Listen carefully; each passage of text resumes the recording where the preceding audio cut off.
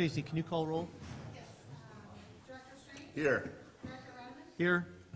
Director Davidson is absent. Director Thomas? Here. Director Underhill? Here. Do you guys have your microphones on? Do now. Public comment. At this time, members of the public may address the board on any non-agendized item. The public is encouraged to work through staff to place items on the agenda for board consideration. No action can be taken on matters not listed on the agenda. Comments are limited to 5 minutes per person. Any public comment this morning? Seeing none, we're going to make a, if we go through the consent agenda? Yes. Item number 3, consent agenda. 3A, approval of minutes for the board meeting of January 25th. 3B, review board of directors monthly timesheets for January 2017. 3C, discussion action to ratify claim summary number 539. 3D, discussion action regarding concurring in nomination of Kathleen Teagues to Aqua Executive Committee. I'd like to make a motion, we accept in the consent items 3A, B, C, and D. Second. Any public comment? Oh, no, we don't need that. Stacy, can you call roll? Yes. Director Strange? Yes. Director Redmond? Yes. Director Thomas? Yes. And Director Underhill? Here, yes, I mean, yes. Hey, wake up. Like for me to get a cup of coffee. Under there, underwear. Oh, wait a minute. Okay, we're going to make a change to the order of our agenda. We're going to take item 4D, and hopefully John Mills and Peter, you guys are ready for 4D? Okay, we'll do that one, we're going to do that one first, and then 4A, B, C to follow. Good morning, Vice President Ratterman, board members. I won't spend too much time introducing this topic. I know it's pretty busy today and got a little bit of a late start, but essentially we wanted to get an informational item before you about the State Board's actions on the Bay Delta plan. Essentially, you should know the history. We'll give you a little bit of that. Today I have John Mills here, who's worked on it since the early inception in the 90s of the Bay Delta plan. And so essentially what's going on right now is the State Board has released a substitute environmental document of phase 1 of the water quality control plan affecting the Stanislaus River, which has some impact to us, and we'll talk a little bit about that today. Phase 2 will also address the Calaveras River and the McCollum River, so that is forthcoming later on in this year. Supposedly, the state is ready to start circulating documents. We'll see about that.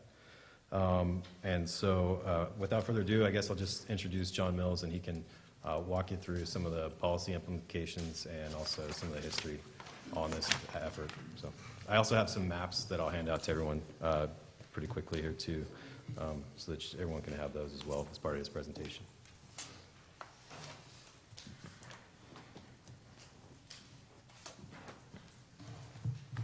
Scott, if it's okay, I'll go ahead and start while he's handing out the maps. Perfect. My name is John Mills. I have been involved in Delta issues since about 1993. The SED is a substitute environmental document, and we are here today to discuss the State Water Resource Control Board, who from here on out, with no offense to yourself, by affiliation I will refer to as the board, is considering amendments to the 2006 Water Quality Control Plan for the San Francisco Bay, Sacramento, San Joaquin Delta Estuary. Plan amendments are the project under CEQA, so the actual project at this point are the amendments to the 2006 plan. I want to be clear on that. Today's presentation is going to focus on phase 1, as Peter indicated. There are 4 phases in the Water Quality Control Plan, but on phase 1, we are mainly going to focus today on the potential impacts and the implementation of the Water Quality Control Plan to Calaveras County Water District, its water rights customers, and the areas served. Phase 1 includes the Stanislaus River. It does not include the McCollum or the Calaveras. Those are in phase 2. And the phase 1 process includes identifying both San Joaquin River flow objectives for beneficial uses, fish, wildlife, and so on, and then secondly is South Delta salinity objectives, which are solely identified to protect South Delta agriculture. Those are the two objectives that they're working on. Phase 1 will resolve the flow objectives for the protection of fish and wildlife by increasing the required flows left in the rivers and change the geographic area protected by flow requirements by adding points of compliance other than just Vernalis. Right now, the only point of compliance is Vernalis, which is a little west of Modesto. Now they're going to add additional points of compliance. When you have your two maps, you have one which basically shows the San Joaquin River Basin, and then you have this map that shows the plan area. There's a primary plan area, which is the area outlined in dark, and it basically goes to New Melones and the Stanislaus watershed, and then there's the extended plan area. We are in both, and I'll explain that in a bit. The proposed flows for fish will be higher than the existing flow requirements, and implementation of the plan is going to reduce water available to water users for all other uses. The Southern Delta salinity objectives to protect Southern Delta agriculture are actually going to increase because they found that the plants that they're growing down there are more resistant to salinity, so it'll be going up from 0.75 to 1.0, which, you know, we don't want to get into the details of what that is, but salinity is going to go up in the South Delta, but again, it's only for agriculture. Phase 2, Peter talked about, that will be coming later, after Phase 1. They've started it right now, but they have a ways to go. They're going to be identifying the same things for Phase 2, fish flows, as well as water quality objectives, and that will include the Calaveras and the McCollum River watersheds. So we will be involved in that one as well. And these two come together, Phase 1 and Phase 2, at the Delta. Phase 3 follows both of those, and that is a water rights proceeding, where the State Board actually sits down and goes into water rights and assigns responsibility. And those are evidentiary. It's a full-blown process at the State Board. People are sworn in, cross-examination takes place, and it takes a long time, as you can well imagine, because every water right in the river will be represented in that room by legal counsel in most cases. Phase 4 is to develop the flow objectives for all of the rest of the Delta tributaries, and that is also underway now. And this will be assignment of any waters that flow into the Delta other than those that are covered in Phase 1 and Phase 2, which will also have their own responsibilities for flows, and those are going to be identified eventually. The board anticipates preparing an EIR down the road, which will evaluate the specific environmental effects of assigning responsibility to implement the water quality control plan objectives and a water rights proceeding. So that's what they're going to do. I want to make it clear how they break this up. This SED that we have covers things generally, but it doesn't really dive into the details. That will come later. But the problem with it is it's sort of like starting down a hill on a toboggan. The idea that you can get off at any time is fairly reckless. So once we start down this path at this velocity, you can see where we're going. And the idea that they'll address those specific impacts later, by then it will be too late, in my opinion. We will be locked into a plan that we have to deal with. So there's a lot of concern about this plan, but it is not the first plan, and it's not even the first iteration of this plan. In December of 2012, the State Board released a substitute environmental document for the review of the update of this same issue and flow objectives, and basically that document had comments on it received in 2013, and based on those comments and all of the issues that were raised, and there were a plethora of them, the board decided that they had to go back and redraft the SED and reissue it and recirculate it for comment. And the present SED is a result of that. So we've gone through this one iteration already. The plan area, which I described earlier, encompasses the areas where the proposed plan amendments will apply to beneficial project uses. For the Stanislaus River, the flow objectives are going to require flows for the salmon-bearing tributaries of the lower San Joaquin River below New Melones. So what they're talking about is only downstream of Melones, but that's not completely true, and I'll explain that later. The objectives are downstream of New Melones, but the implications and the impacts are both downstream of New Melones and upstream. However, implementation of the plan amendments also has the potential to affect Stanislaus River water rights water users above New Melones, and the upstream areas are that extended plan area that you see on your map. So it goes all the way up to the headwaters of the Stanislaus, and it goes all the way up to the tributaries of the Stanislaus to their headwaters. And every water right up there is subject to this plan. The board is proposing to establish both a narrative and a numeric flow objective for every tributary of the San Joaquin River. The flow proposal would move the current flow objective from a single location to multiple locations, and it will increase flows primarily during the months of February, March, April, May, and June. Obviously, those are the peak runoff months. The narrative objective is described as maintaining a viable native, emphasis on native, and I say that's important because many of the salmon that return to the San Joaquin come from the American River hatchery already. They tag them, they monitor them, and that's where they come from. The vast majority of those that come on the largest tributary of the San Joaquin, which is the Tuolumne, come from the American River hatchery. They're non-native. This objective is to maintain a native population. Native to that particular area then, I take it? Native, well, they are trying to establish a native fishery on the San Joaquin, but when you dive into the details, they would like to have Tuolumne natives and Stanislaus natives and Merced natives. That doesn't exist. No. Hasn't for years. Nor does the San Joaquin Correct. native fish. So that's our problem, is we're trying to do a recovery plan for a stegosaurus. That's what we're trying to do. The native fish that they want to produce aren't there, and one of the reasons is, obviously, is that the salmon rearing habitat upstream and spawning habitat is blocked by dams. And one of the things being evaluated is moving those fish upstream on other tributaries, not the Stanislaus. That would get very complicated. So there's our challenge. The flows will be able to maintain inflow conditions from the San Joaquin River watershed to the delta at Vernalis and sufficient to support and maintain natural production, emphasis on natural production, of viable native San Joaquin River watershed fish, populations moving through the delta. So now we've narrowed it down. These are not salmon from other rivers. Let's do it strictly on the San Joaquin.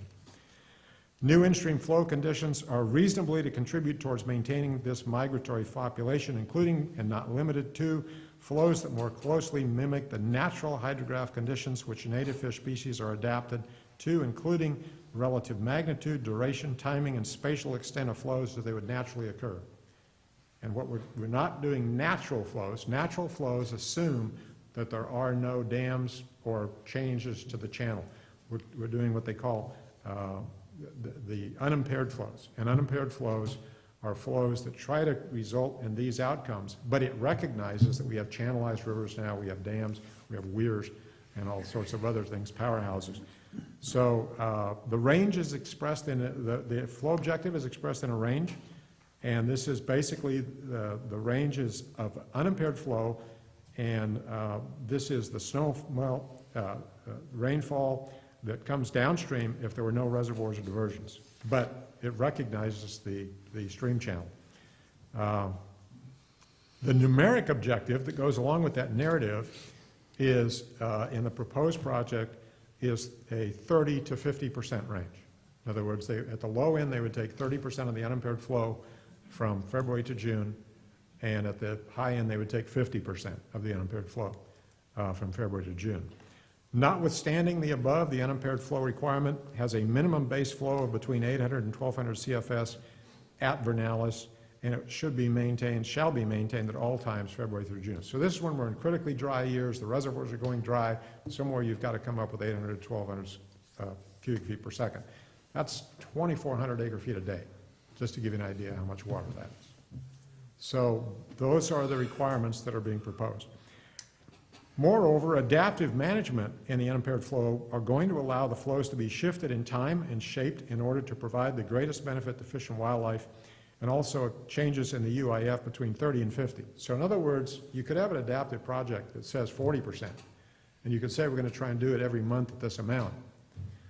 Imagine you're in real-time operations to your reservoir, and you need to know what's happening with the fish in real time. You need to know what's happening downstream in real time, and you need to be able to adapt to that in real time. That level of information is not available, but that's what's called for in the plan. So this is going to be very dicey, and it's highly questionable. It's been questioned by a number of preeminent scientists saying, we don't think you can do this because the technology and information to do real-time management of all of these rivers is not available, not to meet that objective. So I think that will be a challenge in and of itself. And adaptive management basically means it can be changed at any time for any reason. So that's, and I can explain to you how that happens. Emergency temporary changes may be made to the unimpaired flow, but such measures must reasonably protect the fish and wildlife beneficial uses in light of the emergency.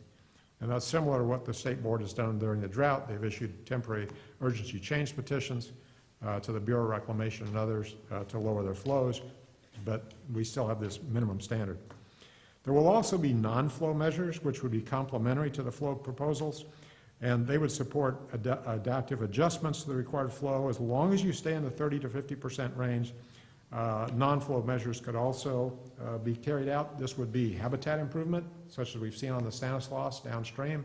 It could also mean predation control, eliminating the non-native predators, which are the striped bass, smallmouth, and largemouth bass. About 95% of the salmon attempting to go out of the delta each year are eaten by predators, and most of those are eaten by bass. We have striped bass at Goodwin Dam. Base of Goodwin Dam, they've caught striped bass. So the predators are right there. These are non-native fish. That's why I say it's difficult to try and create a native fishery when you have such a preponderance of non-native species. The board is encouraging water rights holders within the watersheds to develop voluntary agreements that incorporate a mix of flow and non-flow measures that meet or exceed the proposed objectives. To provide a perspective of the proposed 40% flow, the historical median February to June flow from 1984 to 2009 on the Stanislaus is 40%.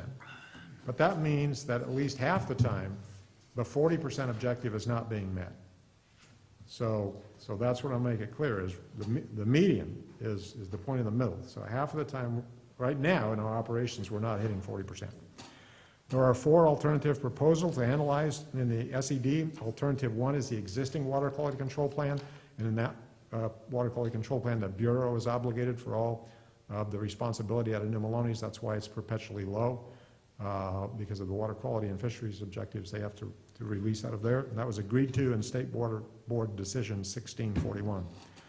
Alternative 2 is the preferred project. That is the 20%. That's alternative 2 is 30% unemployed flow to 20% is the low end, and 20% is the starting point. And then alternative 3 is the proposed project. That's the one I've been describing, which is the 30 to 50%, with 50% being as a starting point. And then alternative 4, which evaluates a range of 50 to 60%, has 50% as the starting point. So that's our range. In a best case, you'd be below where we are now. In a worst case, you'd be much higher than we are now. There are additional details for each flow proposal that regard running averages, total percent required, and how adaptive management may adjust the required flow on any single year or on any long-term basis for any amount up to a maximum of 50%. I want to make that clear. Adaptive management is one of the problems with this. A good, robust science program supporting adaptive management is agreed by everyone to be the way to go. If you don't have a good science program and you're doing adaptive management, that's a real problem, because you're basically guessing at what you think the outcome is going to be. And not only are you guessing, you're guessing with a lot of water resources that you're going to be right. And if you're wrong, you wasted all those water resources, and once released, you can't get them back. So that's the hazard, and we run into situations, for example, in the fall, there has to be enough cold water when the salmon are coming back to maintain that fishery. And that's one of the worries that people have, is that we need to have enough water held back for the salmon coming back. John, on that option 1, or the Bureau's running the program, when was that established? What year do you know? That was in I think it was 1996. Okay. And it was updated again in 2006, and they stuck with D1641. Same plan. Same plan. And the State Board's executive director has openly said in public meeting, that was a mistake. We should have never made the 2 projects responsible for it. We should have had this shared amongst all the parties, which in itself is inconsistent with the California Water Rights Priority System. The most junior water rights holder is this Department of Water Resources, next is the Central Valley Project, and next come the senior water rights holders. CCWD is the most senior water rights holder on the Stanislaus River. So that gives you an idea of some of our pre-14 rights. I think it's 1851, isn't that our most senior right? 1852. So to put it in perspective, adjustments to the adaptive management may be made by the board, some can be made by the executive director, and some will be made and are proposed to be made by a select working group, presuming all the members of the working group agree. I find interesting. That's never happened in California water that I know of. The working group would be represented by the State Board, Department of Fish and Wildlife, National Marine Fisheries Service, U.S. Fish and Wildlife Service, water users on the tributary, and any other group deemed appropriate by the board's executive director.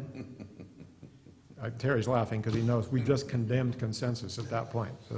So there won't be 100% agreement by that group, which that means it immediately kicks up to the executive director of the board.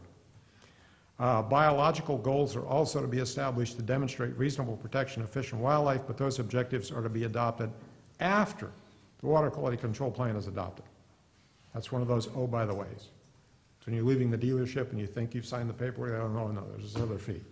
So just understand how this is, I mean, as you read this document, I read through it and I said, who would ever sign this? I mean, if this was a contract, who would ever sign it? It's just ridiculous. I mean, I reviewed a lot of environmental documents in my life. This one has serious problems. Serious problems. Voluntary agreements between water rights holders and the state board and the administration may include flow and non-flow actions. CCWD has some entrees into the administration about what that would look like, how to become involved in it. And here's our concern on these voluntary agreements. A group of people go into a room and they say, we're going to agree that this is how we're going to satisfy the delta flow objectives. Well, one of the things you'd like to know is they're not using your water rights. That isn't a guarantee. I know you're going to find this hard to believe, but water agencies have tried to use other people's water rights before.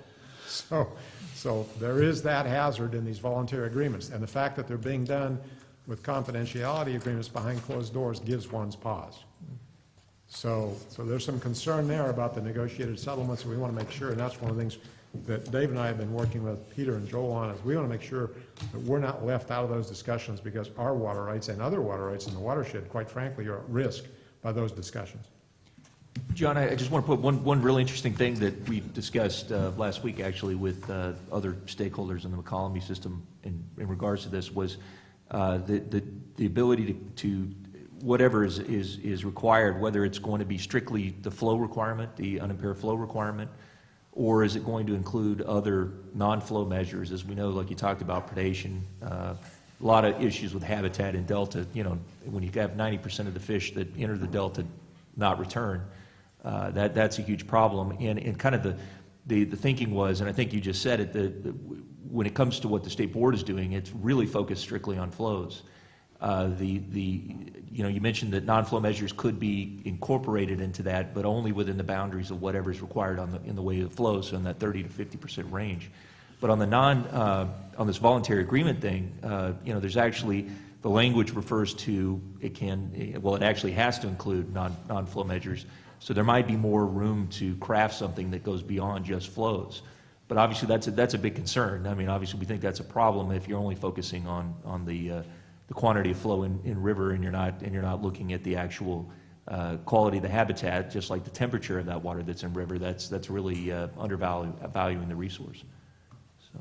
Yeah, absolutely, I agree entirely. In fact, the Delta Stewardship Council and their independent science board, which are recognized pretty much by everyone in the state who understands the subject matter as being the best science we've got in the state of California. And the independent science board has said that flows are a factor relating to fish population. But there is no linear relationship between going from X to Y, and that you'll see a fish population that will mirror that by going X to Y. And the points that Dave just raised about all of the other factors that are complicating that and making it harder to figure out what the system is actually doing, how it's responding to flow and non-flow measures, it is really complicated, and there's volumes and volumes of work that's been done by the Stewardship Council on this, because they're the ones charged with restoring the Delta ecosystem, not just the water quality control plan. So I think if you were to sit down with a room full of biologists, and some of the most preeminent biologists in the states are involved in this, they would agree that we need a flow and a non-flow plan. We need a habitat restoration plan. We need to approach this on other than a singular metric basis. And if we just use flows, we're never going to get there. Believe me, it's just not going to be possible. But there are ways to do it, and I think the ISB, the Independent Science Board of the Stewardship Council, has done an excellent job of framing what that would look like, and that is hopefully what's being incorporated into these discussions. And the governor has assigned Bruce Babbitt, the ex-Secretary of Interior, who ironically I worked with quite closely on the Cal-Fed Bay Delta program, and he was Secretary of Interior for the Clinton administration years ago. And he's back, and he's one of the chief negotiators for the administration on this. So he is keenly aware of how complicated the Delta is, and has had extensive experience in as his role as Secretary of Interior. And believe me, when the Secretary of Interior comes to the table, it gets people's attention, and I think that's very helpful. And we had equal representation from the governor's office at that time. So it was a very good process. Unfortunately, it also unwound at the end, as most things that go to the Delta do. John, can I interrupt for 1 second? Sure. You said something that kind of piqued my interest just a moment ago, that the scientists will say that there's no evidence that increased flows will result in a corresponding increase in fish population. It's not a direct correlation. It's not a direct correlation. Well, but what I'm struggling with is I've lived by the Stanislaus and the Tuolumne my whole life, and I can remember decade after decade after decade of this hue and cry about we need more fish, so we're going to release more water to accomplish that. I think that the scientific evidence is irrefutable that the more water you throw out there, it increases nothing as far as the fish increase in population. Well, Russ, I'd have to disagree. There are times when on the San Joaquin, especially the upper San Joaquin, the river just goes dry. Mm-hmm. That's obviously, you don't have a water quality problem if you don't have water. You also don't have a fish habitat problem because there's no water. So you have to have some flows, but the problem is, what are those factors? And as I mentioned, and Terry also alluded to, and Dave alluded to, when 95% of the fish that are reared on the Stanislaus, as an example, I'm only talking about the Stanislaus, when those salmon try to go out, they're eaten by bass. Now, if you're losing 95% of your population of predation, you can throw much more water at it, and you're going to simply raise more predators downstream if you don't fix that habitat, because the predators actually hang out in certain areas. We know, it's kind of a little bit like gangs. They know where everybody is. You know this is their territory, and you've got to get rid of them. And on the Tuolumne is a good example. You have bass in these old gravel pools where they excavated for gravel, and they just sit in there and wait for the fish to come down. And these fish are not stupid. I mean, you think, oh, they're just fish. When Fish and Game goes down and transports the fish around the predators, they used to dump them all at the same spot every time. The bass just moved down there. So it's like, it was waiting for the hoagie truck to show up at lunchtime. It was, They follow the transportation trucks down to Delta. Wait, pull over. Oh, hell, he's just having lunch. Yeah, and they don't have to worry about traffic either, Terry. Well, and maybe just the point here is that is part of our comment, and I know, John, there's a whole lot to this, and I think the main point we want to let the board know today is we are preparing written comments that we'll be submitting, a number of different things that we're going to comment on. Some of these things are the same issue that other agencies up and down the affected area are also submitting. And really one of the key things is the fact that this is a lot more than just the quantity of water that's at play here, and the fact that this really has really not recognized that appropriately, that there are a host of other factors affecting this. I mean, it was interesting in this meeting, East Bay Mud said that they've gotten to the point where they feel like they have to truck their fish, take them past the delta through this area with all of the predation, and put them out in an area closer to the ocean so that they can actually succeed in their migration. So those kind of things are going to be part of our comment letter. And again, I think what I've felt like since the beginning was it's so much focus on how much water has to be left in river, not impounded. And I think it really fundamentally undervalues the water resource. I mean, we know that, you know, the timing and the temperature of that water when it's actually put in stream is critically important. You know, and the fact that we've got all these other, you know, beneficial uses of the resource, like our communities that depend upon it.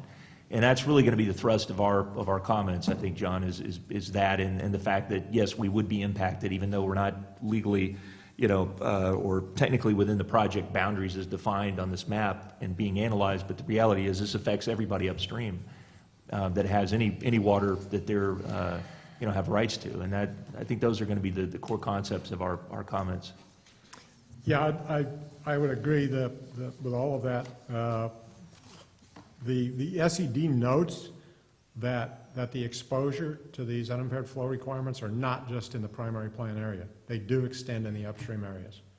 So it's a unique distinction because they say this is the plan area, but they also later on say, but those in the extended plan area will have one protection. And that one protection is you will never have to give up more water than those in the plan area. So if they have to give up X, you have to give up X. You'll never have to give X plus 1. So that's your only protection. So whatever happens downstream is likely to happen upstream. And to So give you this, an and idea I'm sorry, of- John, but this is why John is our primary representative on this and is in the, you know, down at these meetings at the state board and spends a lot of time on this because we will be affected by this. Every agency in the Delta watershed will be affected, and you know we were told that back as early as 2009 when the legislation back then, as part of the 20 by 20, also required a study by the fishery agencies as to how much water should be left in stream out of the Delta's watershed to provide for the fisheries. So we've known that this has been an investment that we've made in large part through John's work, and I know there are a ton of details on this and all, but I wanted you to be aware of this because we will be submitting a comment letter in the coming weeks. I believe the comment period ends in middle of March. Is that March right? 17th. March 17th, yeah. So I'm sorry to interrupt you, John, but I just want to let you know that's really to give you an understanding of a sense of the fact that this issue is important to us and we are participating in it. And sometimes you don't hear that in other venues. We may not be the loudest one rattling you know, sabers in the room, but the reality is we are very much involved and we will be submitting comments and testimony. We have done that. We'll continue to do that, and we're very, very lucky to have John and his ability to do that for us. Thank you, Dave. The scale of how much water will be needed, I think, is important, just so you get an idea of how much. I will only talk about the Stanislaus. In wet years, there will be no impact to water users. In above normal years, there'll be about 31,000 acre-feet less to any water users in the system, so they'll have to allocate that out. In below normal years, there'll be about 48,000 acre-feet less. In dry years, it'll be about 147,000 acre-feet less. And in critically dry years, there'll be 217,000 acre-feet of water less available for non-fish use on the Stanislaus. That's just the Stanislaus. That is not counting the Tuolumne, which is an even larger watershed in the Merced. The reduction in the availability of surface water will affect any water users in the plan area or the extended plan area, which means all the way to the headwaters. The SED has failed, and I'm coming to my conclusion here on what we ought to be doing, my recommendation. The SED has failed in its analysis to describe the water rights in the San Joaquin watershed to begin with.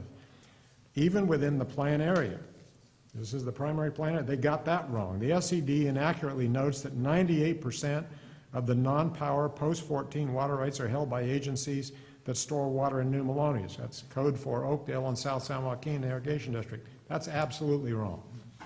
That ignores our pre-14 rights. The SED also incorrectly concludes that the entities that obtain water supplies from the rim dams also claim the majority of senior pre-14 water rights on the river system. That's wrong. The SED also concludes that impacts in surface water supplies will be moderated by increased reliance on groundwater.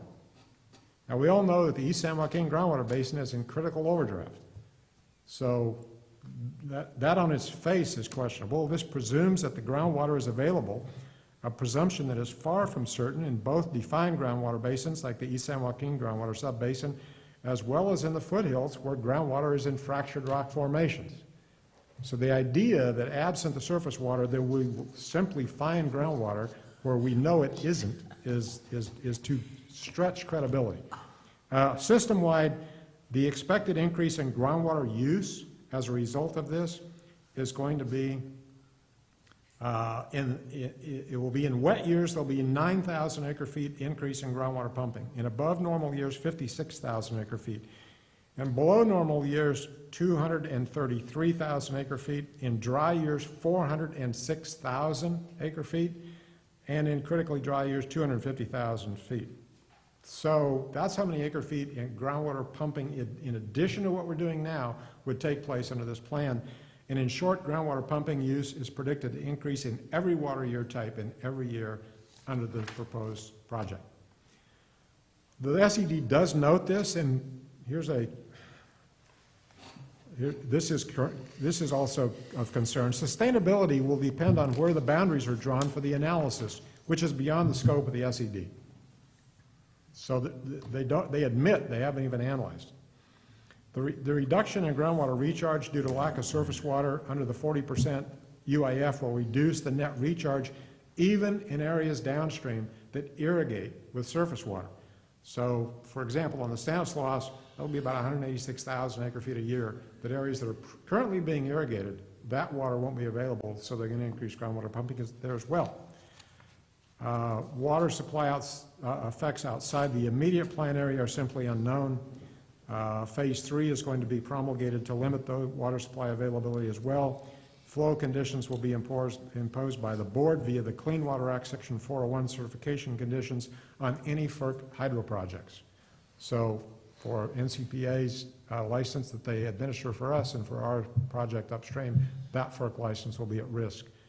Stanislaus River watershed upstream in New Melones is noted as an area where there will be detrimental effects which have yet to be determined.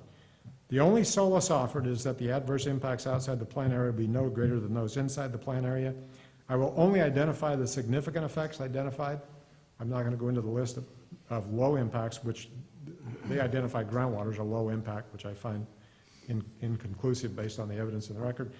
Significant and unavoidable impacts to the extended plan area are associated with the preferred alternative, and those include aquatic resources, terrestrial biological resources, recreational resources, and aesthetics, service providers, such as CCWD, both energy generation and consumption, because they're going to be generating less and pumping more, and greenhouse gases. So I want to make it clear that when I say aquatic resources, what I'm pointing out here is that we're going to be focusing on migrating salmon and steelhead below the rim dams, and that could be at the cost of fisheries upstream of those same reservoirs. And the middle fork of the Stanislaus is a wild trout stream. So there's going to be some conflicts in working that out. My recommendation is that comments be submitted to the board regarding the SED by 11/17. They should note our concerns over significant impacts that I've identified today. And I think we should also note that there are obstacles that the project is going to create for SGMA compliance with the Sustainable Groundwater Management Act. Absent the water to do recharge, we will have a problem sustaining groundwater in the East San Joaquin groundwater basin. We need to analyze the impacts to our Lake Tulloch supply, which the state board members themselves noted that was completely left out of the analysis. We have rights to redivert out of Lake Tulloch, and their staff did not analyze that at all. We also believe there ought to be a properly constructed analysis of CCWD's upstream water rights via a watershed-wide application of seniority. And our concern here is that if they were to allocate water rights as they have, where we break the watershed in half, do the lower part first, then the upper part, you would assert your priority against the Bureau right there. The Bureau is the most junior on the river. So those agencies at the rim dam and below would be able to assert their priority against the Bureau. Now we move upstream. The Bureau is not part of that discussion. So senior water rights holders upstream would be asserting their water rights against each other, but not the Bureau. You can't do that. that would destroy California's water rights priority system. So essentially what we've got is a flawed substitute environmental document.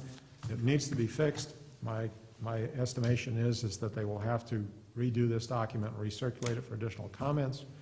I agree with Dave, we should submit our comments, and we should also be very, very cautious of negotiations that are taking place that we're not in the room on, because believe me, I believe some of our water rights are at risk in those negotiations as well.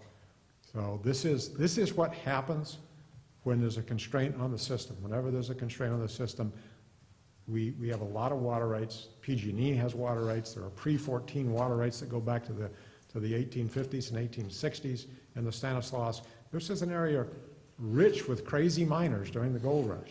And all those miners posted pre-14 rights. There's a lot of them out there. Some are just direct diversion rights, some are diversion to storage, but there's a lot of water rights. This is a very complicated watershed. So I think it does an injustice in the SED in the way that they characterize the water rights and how the allocations will be made in some sort of nirvana, which everyone will agree to. That is not going to be the case. So that's my recommendation. If you have any questions, I'd be glad to answer them. Otherwise, we will draft up some comments. I'll submit a draft to Dave, and we can get them in by the 17th. To Peter. Okay. I do. He's handing you the Okay. grenade, Peter. You actually tickled past knowledge when you talked about the fact that CCWD has the oldest water rights on the Stanislaus. So I want to make sure that we do everything conceivable to protect that.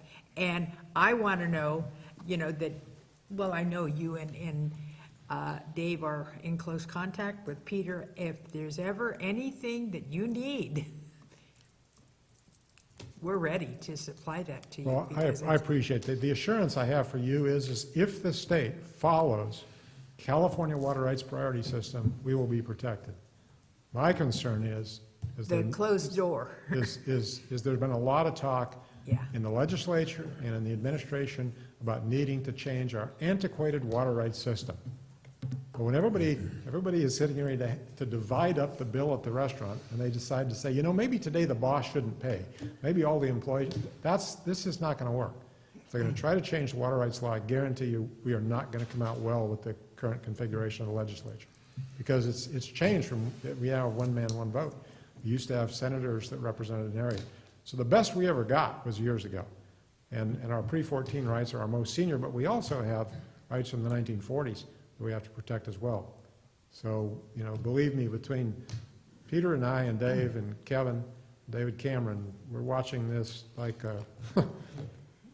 we are your guard dogs. Good to hear, John. Hey, the timing, after the comments are due by March 17th, what's the next time period after that? Is there a schedule set up for the rest of this year? They will be having to respond to those comments, and the comments have been, I've seen some of the comments made at the public hearings and also submitted by, some of the most damning comments were submitted by the Department of Water Resources at a public meeting. So there's a fight within the state itself. So I think they will have to go back and respond. Optimistically, they were going to finish it this year. I don't see that happening. I think that if they were to try to do that, it would be a tragedy. They would be forcing an issue they're not ready for. I think the more likely scenario, quite frankly, in my opinion, is that cooler heads will prevail. And as Dave pointed out, the difference between dealing with the state board, I once asked the state board staff, why are you just focusing on flows? And they said, well, flows are what we do. So if you're a hammer, everything's a nail. And that's the way the state board responds. If it's not about flows, then it has to be about flows, because they do water rights. If you go to the negotiated process, you're dealing with the Secretary of Resources, you're dealing with ex-Secretary of Interior, you're dealing with some folks in the administration, Chuck Bonham from California Department of Fish and Game. And I think you can work out a much better, sounder solution, because people don't want to see the fishery go away. They don't want to see the ecosystem damaged, but they want to see it done right. I think that's the negotiation process Dave referred to is where that gets done. And I think that's the best path forward. But in the meantime, one has to keep harm from happening with the state board and making sure that they don't upset that apple cart. So I think we need to be committed on two paths here. One is a not now, not here, and the other one is we're here to work with you and we're here to help you fix this. But they're two different messages in two different venues. So they're going to respond to the comments. Is there a time period when that's going to be, no, it's not set? It's not set. I mean, they've got an estimate out there. It could be within 60 days, but that's impossible. I mean, I think it's more than likely that the volume of comments they're going to get and the context of the comments in terms of what their solution is will force them to go back and reevaluate again. And then will the McQualamy will be looked at? Is that going to happen this year as well? Phase 2 is moving along a little bit slower. We'll have to wait and see. They certainly don't have an SED ready to go. Okay. They still have to do you'll see a notice of preparation. There'll be scoping hearings, and a lot of what's happening on Phase 1 is going to be ported right over to Phase 2. So if you like what you see in Phase 1, you're going to love what you see in Phase 2. And if you hate it? If you hate it, you're going to hate it. So I think that's why folks are trying to get ahead of this. We had a Mountain Counties meeting some time ago, and I did a similar presentation. And the Metropolitan Water District was there. Their representative said, I agree with everything John said. This is what's coming. You guys need to get ready for this. You need to get ahead of this. And we have. I mean, thankfully, my clients are all from Tuolumne County north to South Tahoe is the one that doesn't have to worry about it. They're exempt from all of this. But folks up in El Dorado are watching this very closely as well. And I think folks are saying, how can we get ahead of this? How can we put something on the table that represents a balanced, comprehensive solution? And that is the best path forward. And I think the Independent Science Board at the Stewardship Council would agree. And I certainly know the Stewardship Council themselves would agree. That's what they're looking for, is something that will actually work, not something that is just flows. It's got to go a lot farther than flows. Well, that's a good point, John, and I think John has been close to the work of the Delta Stewardship Council since its inception on behalf of us and other clients, and I think it's really important because that's another branch of the state that is doing some of the best work to inform that, what really needs to be the investment to try to do to accomplish those goals in Delta, and I think that puts us in a good position, at being close to that, to in turn be able to push that back to the State Water Board and say, this other body that has this authority is saying these other factors have to be part of the solution, and I think that's a powerful thing for us to present as testimony. Yeah, I mean, this is just filled with flaws. I throw my hands up and say this is a joke. I mean, the experts on one side fighting experts with the other, all of them experts, none of them agreeing on anything. What this is going to do is we're going to have to start increasing our budget by increasing rates so that we have a fisheries biologist, a hydrologist, and a watershed management person on staff to be able to tackle all the demands that the state and federal government's going to throw at us as we manage our water. And it just isn't going to happen. And I mean, what we need to do is the Chinese experiment, or China experiment, and that is you relocate about 25 million people from this state so that these rivers, you destroy the levees and allow the rivers to go back to their free-flowing nature to create that shallow habitat that those fish thrived on. And we're not going to do that by maintaining the levees the way we do. We can't have, I'd love to go back to, the way things were back in the 40s and 50s right now. We can't do that, and that's what they're trying to do in a lot of ways, is reestablish those same kind of flow and habitat situations, and this is a changing world. And so that's very frustrating when we're told in so many aspects of our lives that we can't go back to the way it was. But at the same time, you've got the fisheries experts arguing with each other that, how many drops of water a fish really needs. So I don't know what the answer is here other than not only with professional staff, but also legal staff. So we need to increase our rates, probably triple them, so that we've got the funding available to hire the experts to defend our water rights that we claim is important as a state is going to change their water rights system. Terry, if it's any consolation, you're not alone in this. We are outside the primary plan area. There's another party that's outside the plan area and the extended plan area. City and County of San Francisco is in the same exact situation we are. And I can tell you, the state board solution is yes, we're going to have to take water from San Francisco, but they'll be able to buy water in the marketplace for $1,000 an acre foot. Yeah. That's the Yeah. solution. Well, the solution is the North American Water and Power Alliance, where we're pulling Yukon River water and delivering it into Tijuana. That's the solution. That'd be alternative Ju- ju- five. Just to be clear, About Director $5 Strange, we have no trillion. recommendation today Whoa, whoa, whoa, to whoa, raise yeah. rates or to do a. It's only a $5 trillion intercontinental project. But, I mean, it was developed in the 50s. I mean, go in there and look, read about it. It's, that's our solution. we're That not gives us doing the any of our water. solutions. Anyway, I don't think Senator Murkowski is going to go for that. Back in but yeah, Washington. where do you come up with more water? That's the question. All right, Peter, did you have anything to add on this topic? Okay. Thank you very much, Mr. Mills. Appreciate the Thank you. the Thank you, John. presentation. Thanks, John. Okay, we're back at new business, 4A, discussion action regarding authorization of professional services agreement for engineering and environmental services for the Ebbets Pass Techite water pipe replacement project near where Director Underhill lives. Where we got 4 to 6 inches. Scott, I'm going to have to recuse myself. There's one sub in here that I work with and will continue to work with, that the Prime has hired, the archaeological firm.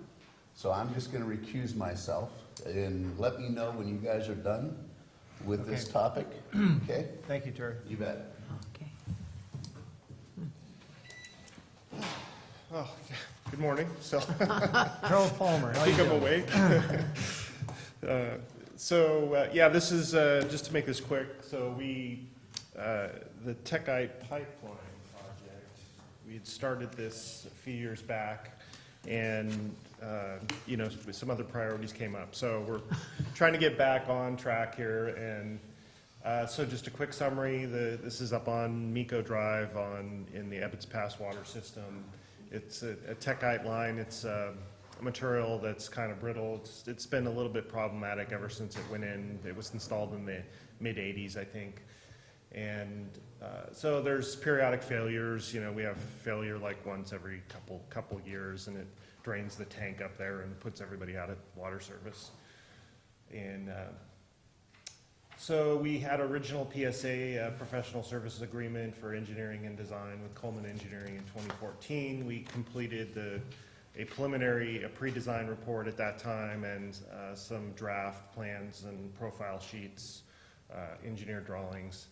And then, let's see, so we're gonna be, and so now we want to go back and complete the remainder of that scope of work, which involves preparing the final design plans and specifications and documents for public bidding and of the contract, so we can retain get into the construction contract. And also include that is there's going to be a little bit of we think it's just going to be a CEQA exemption. We're trying to scope the project so that we're not getting into Caltrans right away, and the only encroachment permit we should need is with the county. So that should kind of streamline the environmental process. The idea is that, right now I'm going to schedule this for construction in 2018, but depending on how quickly we can get the design plans going, we may be able to get to it this next summer. That's maybe a little optimistic, but that might be possible. And this is just a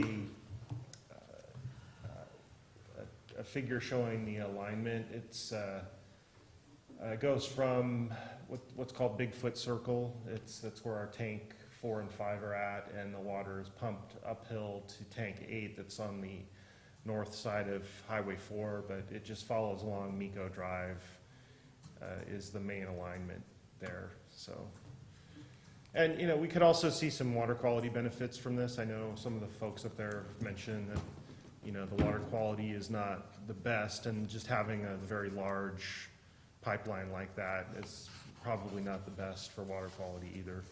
So, so anyways, at this point, we just wanted to get approval to move forward with it's more like a reauthorization of a prior. And this is in our budget this year, It's in the budget, Planned for the 16-17 It will calendar be year in the anyway. budget, yes. Okay. And how many customers does this line affect approximately? Several hundred, Okay. for sure, yeah. But I'm sure Bertha gets all the phone calls.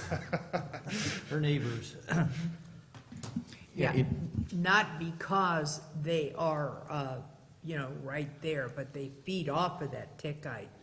Yeah, that Line. all those streets in there are, what is that, Shoshone Drive, and, what is that, Yana, and, that Ottawa, that whole zone in there is supplied from the tank up above that provides the pressure. So it's gonna be complicated because it's, during construction, because that pipeline is both a transmission main and a distribution line. So, we have the usual problem of, how do you remove and replace a line while you keep everybody in service, and there's a lot of rock up in that area as well, shallow rock. So, in fact, that was part of the problem when they originally put in the Techite line, because I think they had to do some blasting, and it's just, the rock kind of impinges on the pipeline, and if you have a brittle pipeline, then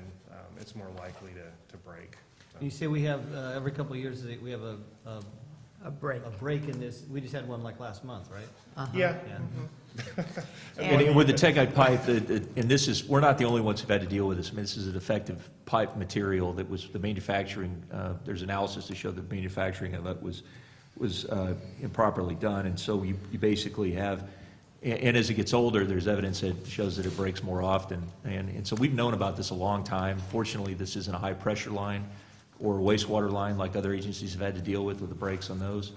But we've known, and now that we have funding available through our R&R program to do this project, we need to do it. And as we saw, having a break in the middle of conditions like we have right now are incredibly difficult to deal with. So let's try to get rid of that. I'm really pleased to see this moving forward. And the other thing I appreciate Charles's perspective on this. He really wants to try to as the design is completed, to really, just like he said, trying to avoid the right-of-way issues that potentially could be there that would make this project more complicated if we were to go into Caltrans right-of-way or other things, so that we can try to minimize the impacts, to make it an easier project to construct, have it hopefully a smoother project for the community, to make it kind of learning from what we've gone through with 3A and all the work that was put into that to make it a better project, to minimize impacts to the community. Let's try to mimic that same thing here. So appreciate Charles' effort to do Go that.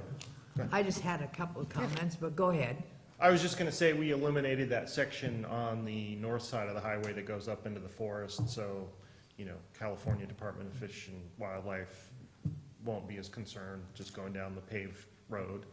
And then staying out of Caltrans, of course, once you open that door, Yeah. They ask to see your SWIP, and, they have their own environmental group there that would want to review everything. And they're So- right there at the beginning of Yeah, of so Nico and it should be a lot more streamlined, and, we'll just involve the county in their encroachment permit. yeah, we're supplying them with water. Yeah. Because it's a big Caltrans station right there at Nico and 4. I just had a couple of comments on this Techite pipe, and I know, Scott, you have been around long enough to be hearing about Techite, but Russ, maybe not. Techite, when it was put in, back in the early 80s, it was a big seller.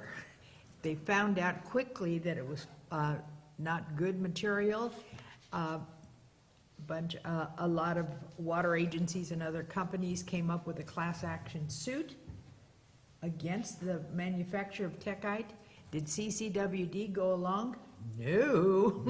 They decided that they were going to get them, and CCWD got nothing out of as a result of that class action suit, and that was really, oh, Was when I there- heard Was there a that. decision made back then that CCWD didn't want to join the class? Right. Okay. They wanted to go on their own Oh, against that company, okay. and as a result, they didn't get it. As Charles was saying, and as Dave knows, we have a break, year and a half, every year and a half, and it just so happened, as you say, just a month ago, and those fellows dug through feet of snow to get to that tech-height pipe. They must have gone through 4 to 6 feet of snow to find out where it was broken, and my hat. Yeah, I heard Kelly was telling me about it. Oh, yeah. The frozen tundra of You mean you Camp didn't go up there, Charles? We've got, there's, bridges washing out, there's a lot going on. If you'd like, we can make sure Charles is on site to push some shovels in the snow. So we've talked about it, as I say, for years, and now it's time to take care of business, and I'm just really glad. And first of all, I want to introduce you to the general, what's your position? Manager of Big Trees Village Property Owners. Yeah, and they hear about, the water outage on Miko, and so I called her and told her we would be talking about Big Trees subdivision, so maybe she would join us. Tarpley. Susan. I was gonna say Sharon. Susan Tarpley. She just came on board with Big Trees Association, so I'm glad to have invited her. Oh, absolutely. I just have a question, Charles. Is there a start? But Susan, please come to the microphone so we can get you, we can hear, so everyone can hear your question. Thank Susan you. Tarpley, Big Trees Village. I just wanted to know if there was a start to finish timeline on this project. Like, is it gonna take 3 months, 6 months? I think Charles said he'd like to start it this summer. There's a possibility of starting this summer, but most likely it's a 2018 project. But go ahead. Susan, I appreciate you coming, and I think what we will do is we'll have a public outreach program before we go to that point of starting construction, and it's great you showed up, so we know who you are, and we did something similar on the Reach 3A project, and that was kind of the first project that we really worked on that. So we have our chief information officer, and so we'll try to work with you to give you updates as the progress is moving forward, and so you're informed and you can inform the residents there. So I think that's a great opportunity. And the question about how long it takes in the schedule and all that, we won't really know that until we go out for bid. Once this is to obviously complete the design work, the engineering design, and then we can go out to bid, and then we'll have that proposed schedule that we can, and with that in hand and awarding the contract, that's where we would come to the community and have that outreach. And if there's anything we can do in the way of briefing the association that you think would be helpful, please let us know. We'd be happy to do that. I think that's one of the real things we've learned, and it's a constant effort on Reach 3A, is that, we want to try to really be as transparent and open and have great communication with the community and the affected property owners as we move into these projects and then through the duration of them, because we know it's no small deal to have this kind of impact in your communities. So, but I think it really helps when we can explain people when we begin these, the reason we're doing this is because in the end of the day, we're going to have so much better, infrastructure that's going to be something we can, be proud of, I think, and deliver much better service. And if we get to it in 2017, it would be the second half of the summer. So we still have to get through all the design plans, put it out to bid, get it back to the board to authorize the construction contract. So that's a lot of steps to get through. So if that plan falls through, what we would do is we'd come back early in the spring of 2018 and start like May 1st, start then. So we'll keep you updated. I had one other comment. We delayed this for now 3 years. We took it off the board in 2014.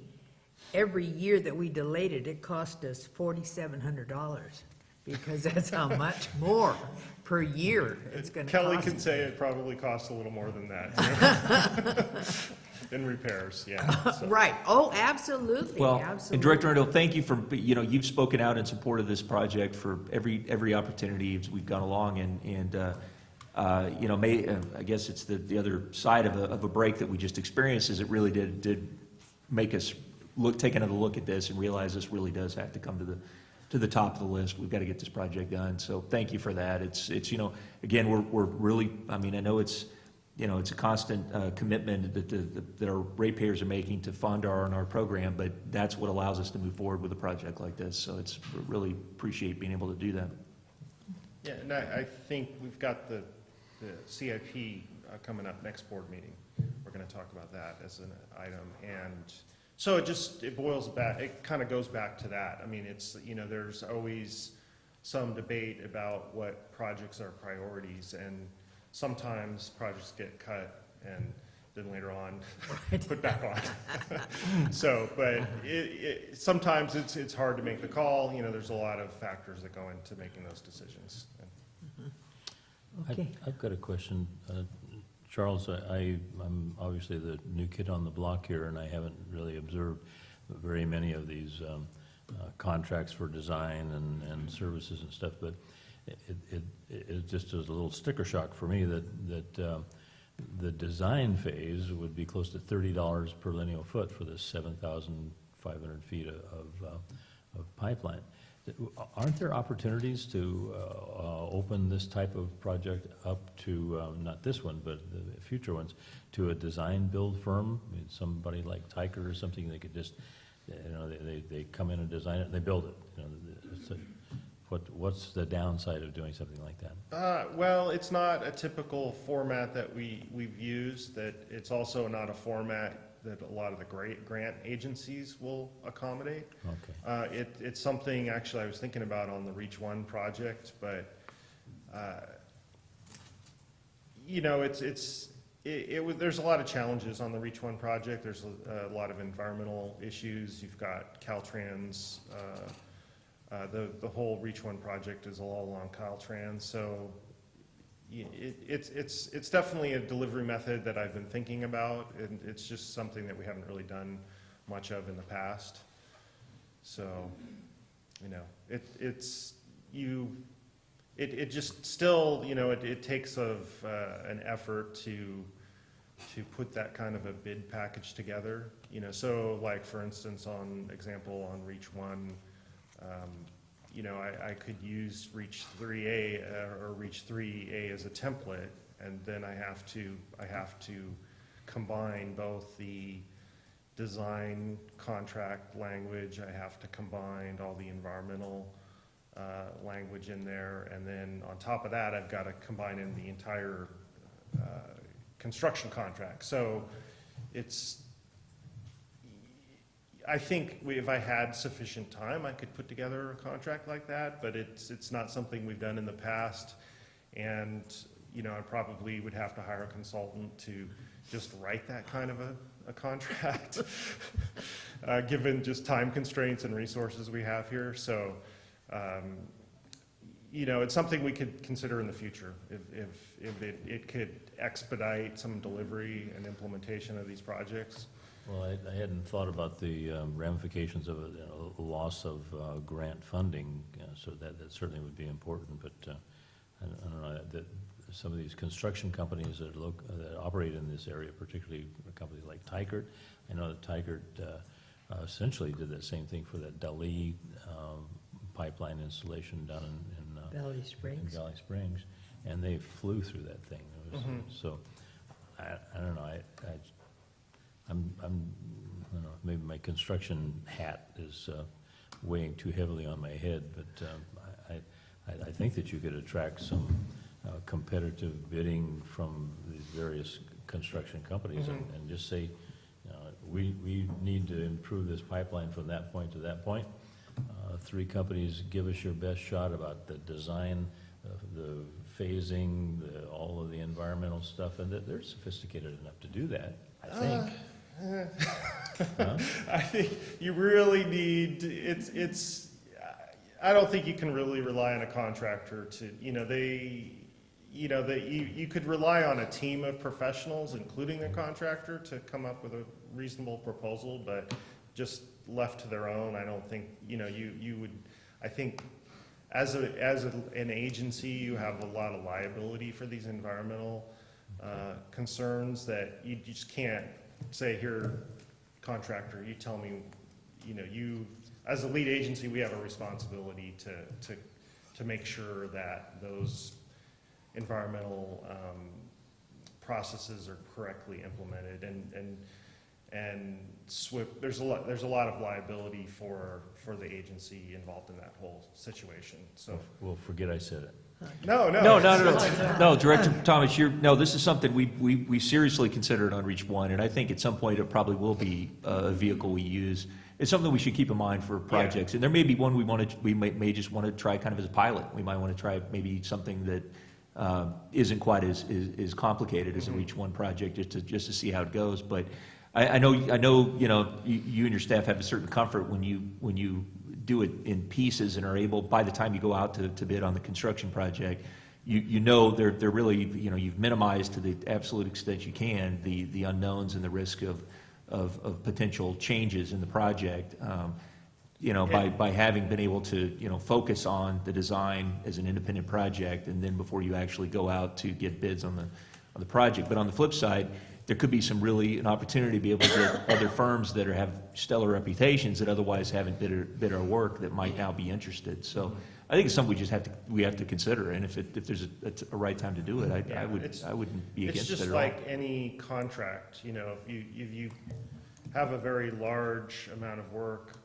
that incorporates all these different elements, design, engineering, environmental, you have to have a very comprehensive contract up front that's going to predict everything that you need to be covered in that contract, so you don't end up in a lot of change orders or liability issues, and a whole slew of things. So, it would be better to start on a smaller, less complicated. Yeah, no, that's a good point, though. I mean, it makes it even more important that your contract documents be very clear and protect your interests and all that. So that whole idea about having, not going into it until you really have developed what you feel are very solid contract documents to do that. So maybe that's where we should turn our attention is if we are going to try to do it in certain, maybe as a pilot, then we want to try to develop some strong documents to be able to do that. And if I had more time, I probably would have done that on Reach One. But right now, what I'm doing is, and I'll bring that back to the board on the March 10th, we have proposals due from design firms to provide that whole scope of services for design and environmental review.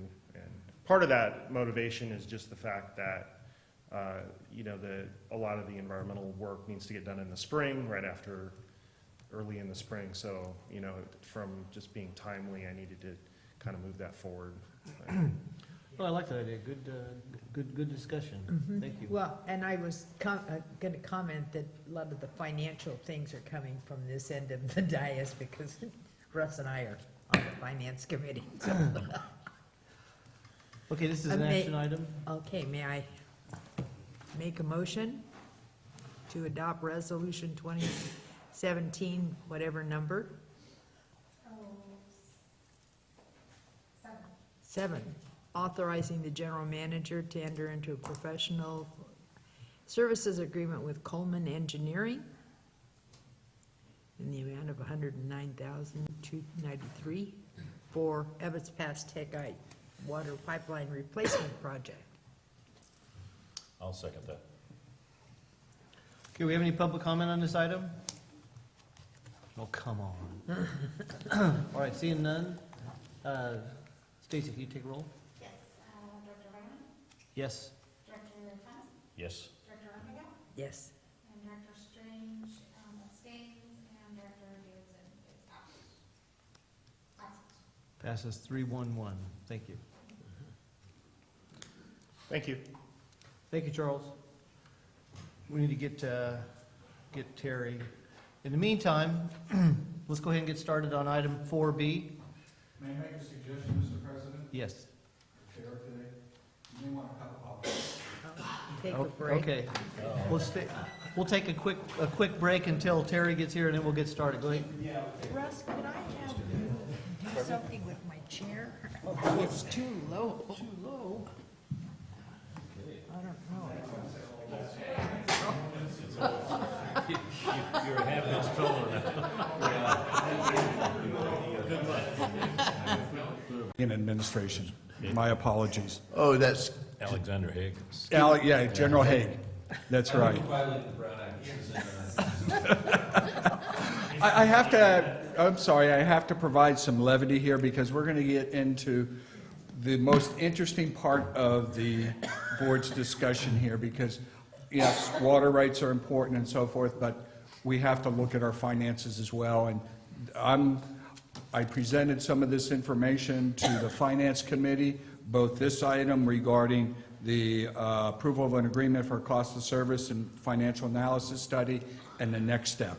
And knowing that we have really daunting tasks in front of us of what we need to do, whether it's replacing the Techite line, our capital improvement programs, our day-to-day operation, fixing breaks in the middle of the night, having to dig down 6 feet of snow to get to the pipe, protecting our water rights, funding the needs of what we're going to have to do moving forward.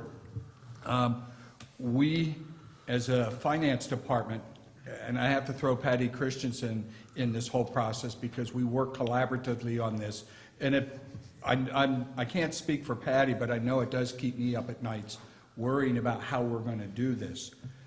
We've had some challenges, but we've known these challenges have been there, and when the beginning of last calendar year, 2016, when we came to your board to talk about hiring a new outside auditor, we talked about a process to reevaluate where we are financially, fiscally, some of our policies, and to use that information to create a long-term plan to move forward. Because a budget, in reality, you're passing a one-year budget, but you need to look at a longer time frame. We chose a new auditors, Richardson and Company, and I think they did a pretty darn good job coming in and evaluating our financial statements, confirming the numbers, but also pointing out some of the areas for improvement, and one of those was the sewer fund, which obviously we've known for a couple of years. The other part of that phase process was to look at another outside consultant, to look at our finances. When you look at our budget, we generally budget in its entirety, but we have a water fund, a sewer fund as part of our operations, and there's long standing requirements that those funds have to handle. We also know that those funds are predominantly supported by rates, our rate revenues.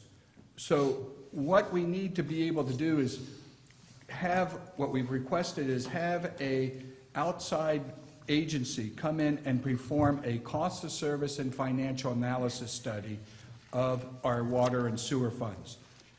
Generally, you have this done every 5 to 10 years. It's usually done as part of a rate study.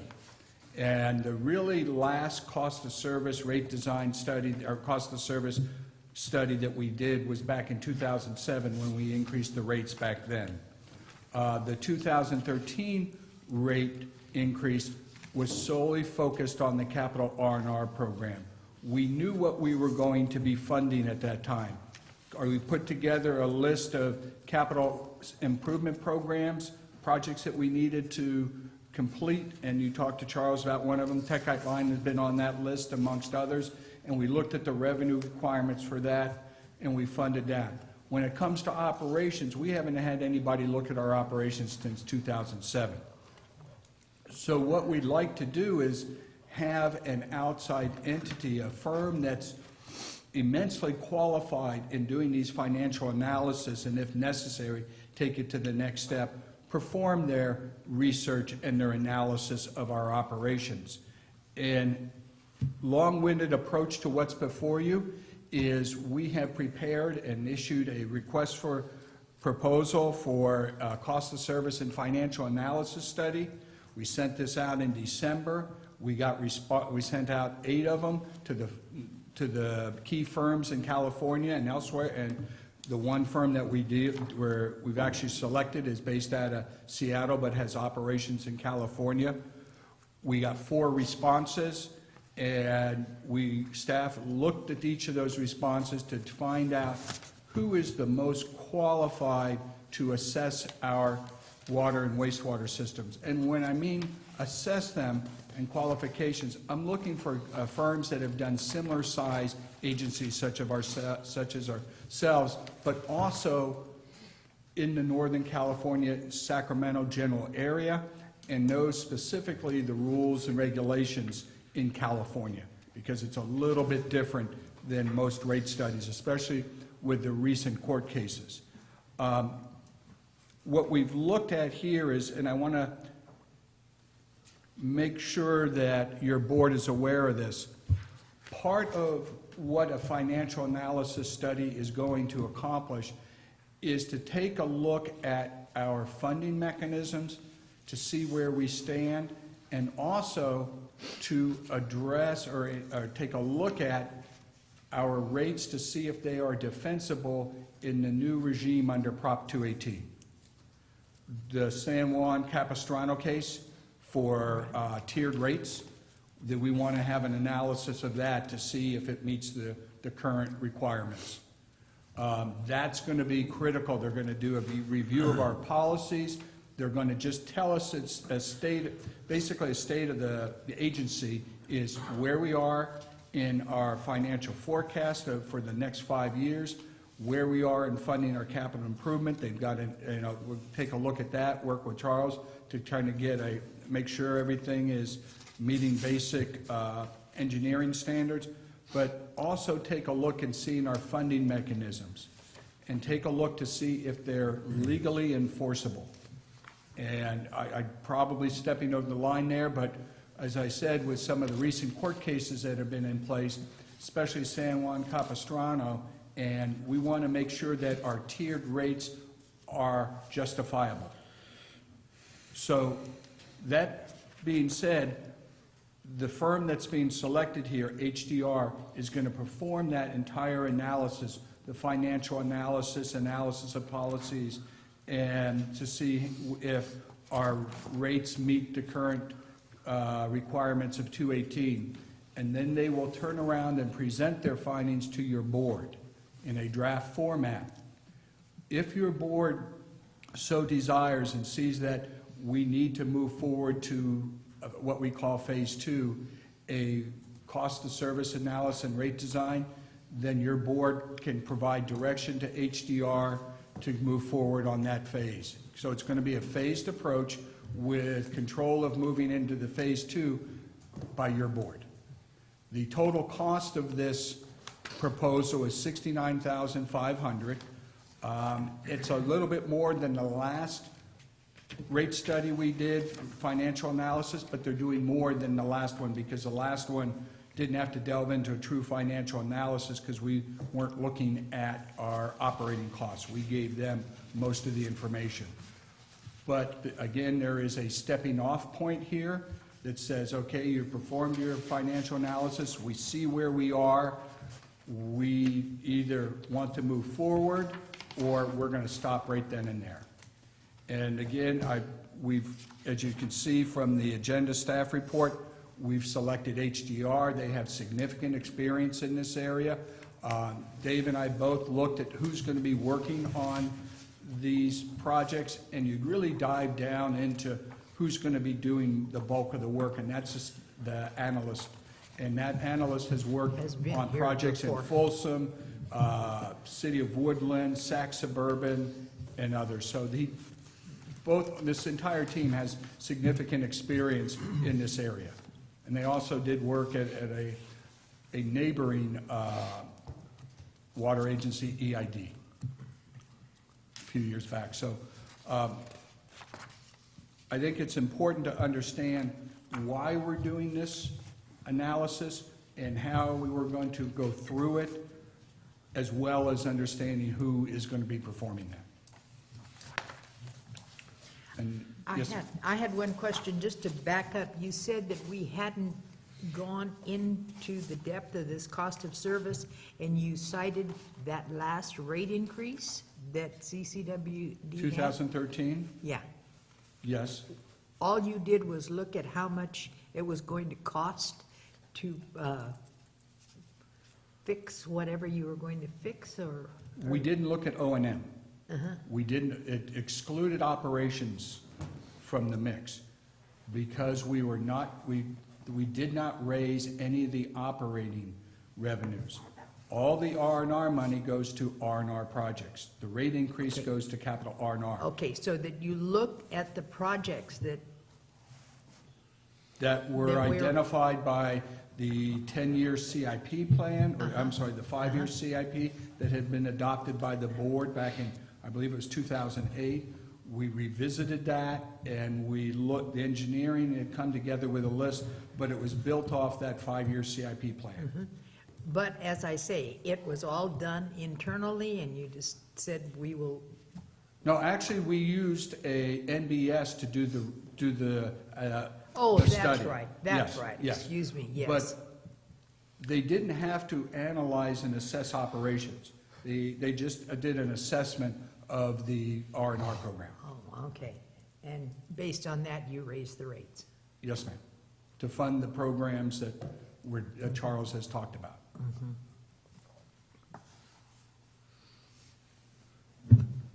So you're looking for a board action then to adopt this recommended? Yes, Okay. to I'd be like- more specific, I'm requesting your board authorize the general manager to enter into a professional service agreement with HDR Engineering in an amount of $69,500 to provide a cost of service and financial analysis study. I would like to make a motion then that we authorize general manager to enter into that professional services agreement with HDR in the amount of $69,500 to provide specifically, though, that cost of service and financial analysis study. Is there an echo in this? I'd like to second that motion. We've got a motion and a second. Any further discussion here on the dais? I just do want to say that, you know, we've heard HDR for years, and HDR has worked for CCWD, and they come very highly recommended, and, you know, we know from being on the board that they do excellent job and meet their commitments, and so I'm happy with that choice. Good. No, they do have a good reputation in the Yes. field, and there's a lot of, I think they train a lot of the industry as well. Yes, they do. Other people that have worked there before are now on their own, that you hear, I hear a lot about them, and so I'm happy to see that we're moving forward with working with them. Didn't they change their name, though? Yeah. HDR? I'm not aware of that. I thought they were bought out with another company. Anyway, okay. Any public comment on this item?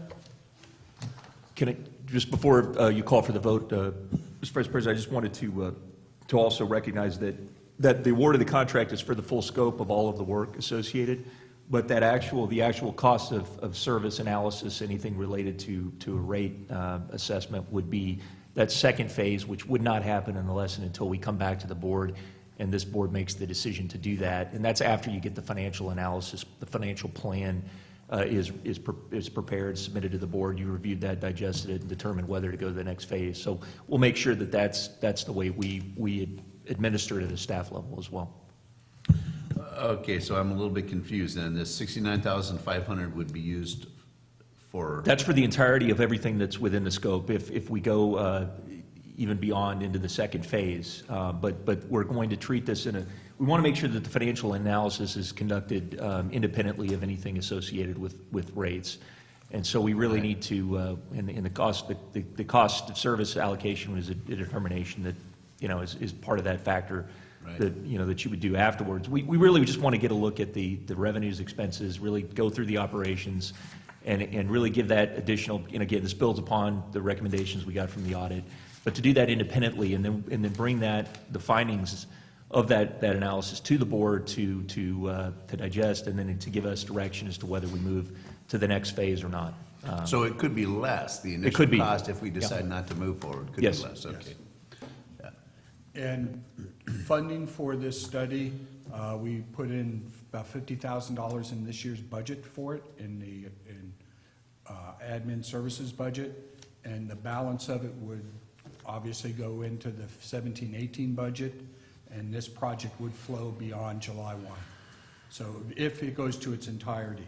If you're just looking at the financial analysis, obviously, and you stop at that point, the cost would be significantly less than the $69.5. Yeah. Okay. And this will help in, for instance, an example is looking at that West Point Regional Wastewater Program, or our economic ability to maintain that if constructed. Exactly. The state, yeah. Yes. Okay, yeah. Okay, Stacy, take roll. Director Strange? Yes. Director Ratterman? Yes? Director Randall? Yes. Director Thomas? Yes. And Director Davidson is absent. Thank you, Mr. Myers. Okay, moving on, again with Jeff Myers on item 4C, discussion action regarding 3-year budget forecast.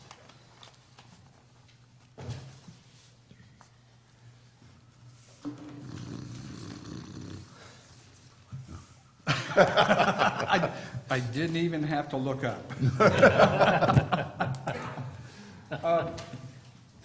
One of the things I had talked about is the ability to look more long-term. And that's why we decided to look at a outside entity such as HDR. And as Director Ratterman mentioned, HDR is one of those that actually teaches the individuals. Tom Gould, who's their senior vice president who oversees this, and Sean Korn, who is going to be our project manager. Both of those teach it at AWWA and help write the manuals. So their expertise is going to be very helpful for us as we look forward. They're going to rely upon us, meaning Patty and myself and others, to give them the information they need. And that first step is something that we call a financial forecast, something that I've done. And each year we look at a budget that kind of projects out in the 2 years beyond the budget year. We talked internally, and I really think it's important for us as a district to give to you, your board, a 3-year rolling forecast, similar to what Charles does on the 5-year CIP. Every spring, he brings to you a updated 5-year CIP. It's a rolling 5 years. So you can look at those, look at the projects, and give him the direction, give staff the direction that we need to go on and help prepare the budget. I'm going to be doing the same for a 5-year or 3-year financial forecast. It's a little bit more difficult to go out 5 years for operations, but this, I wanted to just focus on 3 years. So you get a long-term view of where we stand. And this is what this whole process is going to be today.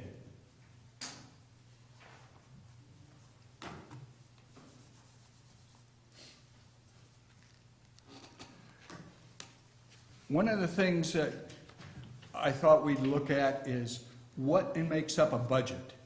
And I really would have liked to have gotten one of those pointers that you had back in school, you know, the long 3-foot with the rubber tip, but I can't even find those online anymore. They're dangerous. Yes, they are. Put an eye out. But what I wanted to show you is, if you can see the pointer, the black pointer here, we have basic budget is revenues less expenses equals your net budget, net revenue or shortfall. Our revenues are made up of operating revenues, non-operating. Under expenditures, we have salaries and benefits, service and supplies, which are purchases of things like chemicals and professional services, like we have with John Mills, those fall in there. Capital outlay is the next in line here, and those are basically purchases under $50,000 that are consumed within the year. Things like a truck, a small generator, a pump, those type of things, or even a server for IT, phone backbone equipment and so forth. We also have debt service, and I'm going to get into debt service in a little bit. But the critical part here that we're really going to have to focus on this year is the transfer in line. And that's money coming into the operating fund to pay for expenses there. Some things like we have in there is debt service, because that's where we have our loans, our debt service from our BBVA loan. It's coming from, part of it's paid by expansion funds, debt service on our R&R loans, and capital equipment and so forth. But I just wanted to give you an idea of what we're looking at when you're looking at a budget. I talked about revenues that we have. The thing to remember, I think the critical thing to remember about revenues, 4 revenues make up 95% of our total revenues. That's really significant, because if you have any changes in the weather, the drought, the economy, we can be severely affected. Those that are underlined, water revenues, wastewater revenues, property tax, and hydropower, 95% of our revenues come from those. Other operating revenues, things that are pertain directly to the day-to-day operations, we have hydrant sales, we have account establishment fees, delinquent account fees, plan check fees, things like that. Non-operating income or revenues we have that are derived not from our day-to-day operations, but are revenues available to us. Property taxes is a key one. Standby fees, investment income, and the other is hydropower, North Fork and New Hogan. The next slide shows you revenues over the last, I want to say, 4 years. And I'm using fiscal year 2012-13 as a base because that's the last year we had normal water sales as far as water consumption.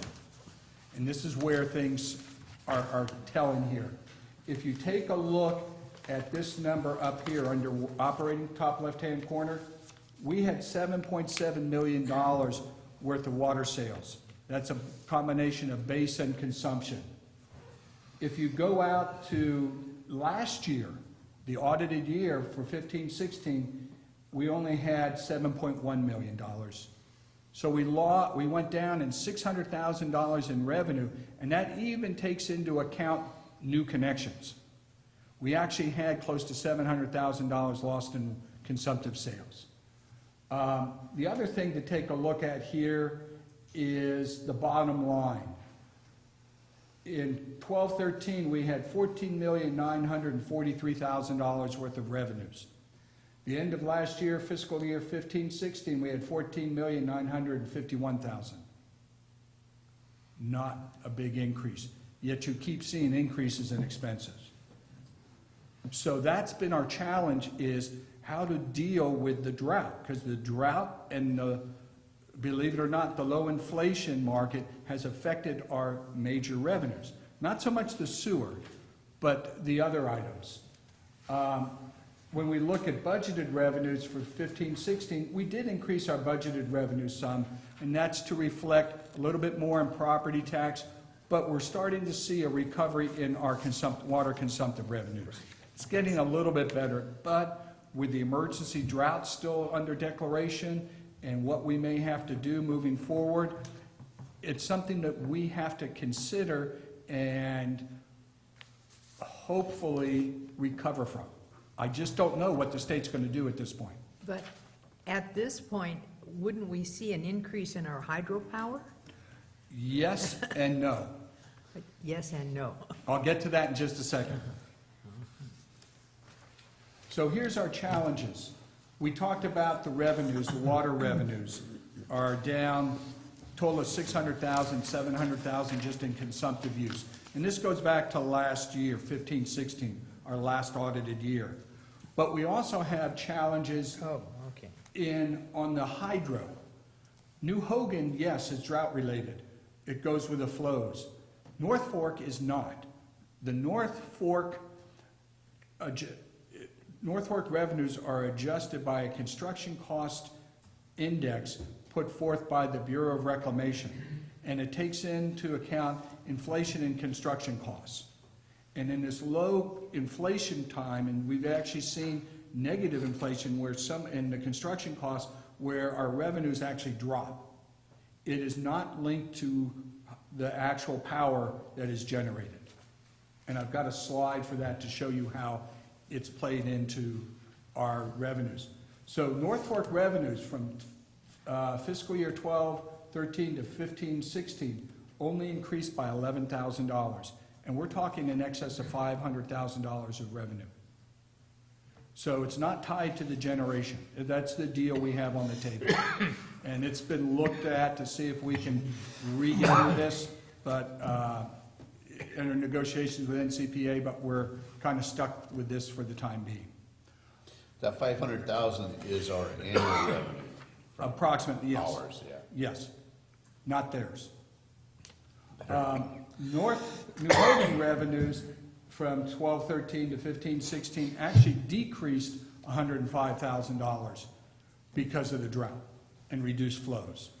We have seen a recovery a little bit, but it has been significantly down.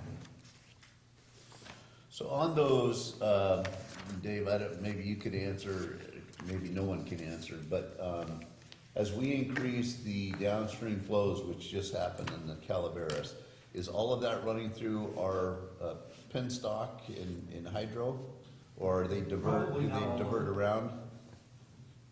Probably not all of it, because we're limited on how much we can generate. If the flows exceed a certain rate, that's not, we're not able to generate on that. There's kind of a cap on how much, and I don't know off the top of my head. I know Peter was tracking that, but that does come into play. So if it's a flood release, that very well could exceed the maximum amount of generation, the capacity that we're able to generate. But we'd be running at maximum. Oh, on I the expect so, generator, yeah. and then I the would bypass. Yeah. sure hope so, yeah. Thank you. On the water revenue side, and this is where I was alluding to regarding our challenges with the drought. If you look up at here, fiscal year 12-13, we had about 6.2 million in base revenue and just under 1.5 in consumptive revenue. That's the blue portion of the bar graph. And you can see how our base revenues have grown in 15-16 to 6,363,000, but our consumptive had dropped down to $737,000. So that's a significant decrease, and that's where our challenge is. Now, obviously, with the weather the way it is, we're hoping to be able to utilize more water in the summer months for consumptive revenues, and people would have to go out and it's basically outdoor watering, not necessarily the indoor watering, although some people change their habits when they see more water in the reservoirs. But it's the outdoor portion of it where we generate most of our consumptive revenues.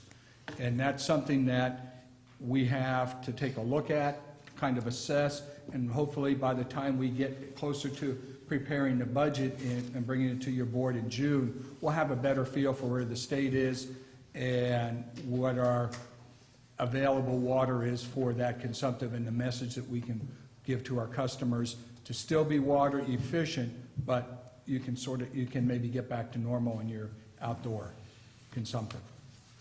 If we can't raise those revenues, we will have a continuing issue.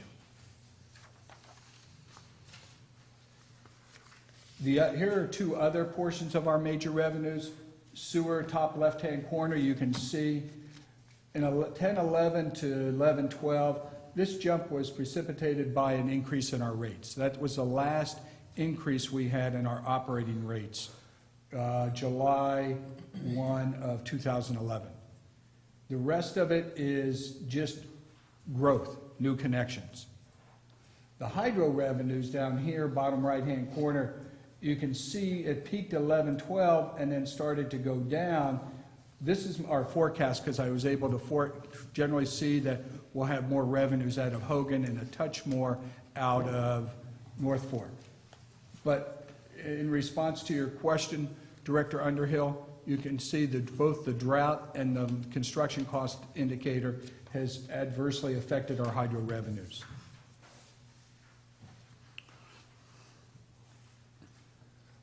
Our other main category of revenues is property taxes. I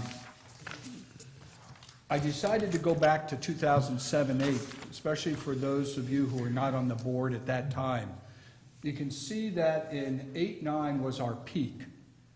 That was before the recession hit, at least hit the property taxes. We were getting almost $3.3 million in total property tax revenues. But once the recession hit, the property tax revenue in whole started to take a decline. And you can see where it bottomed out in fiscal year 13-14. It has started to recover a little bit. This is just a projection, 16-17. We did not, when I did the projections, we didn't have our final numbers for property taxes in 15-16. We should be able to get a little bit more this current year. We received our first distribution, but we didn't receive the breakdown yet from the county, so I don't know how it affected for allocation into our individual property tax buckets.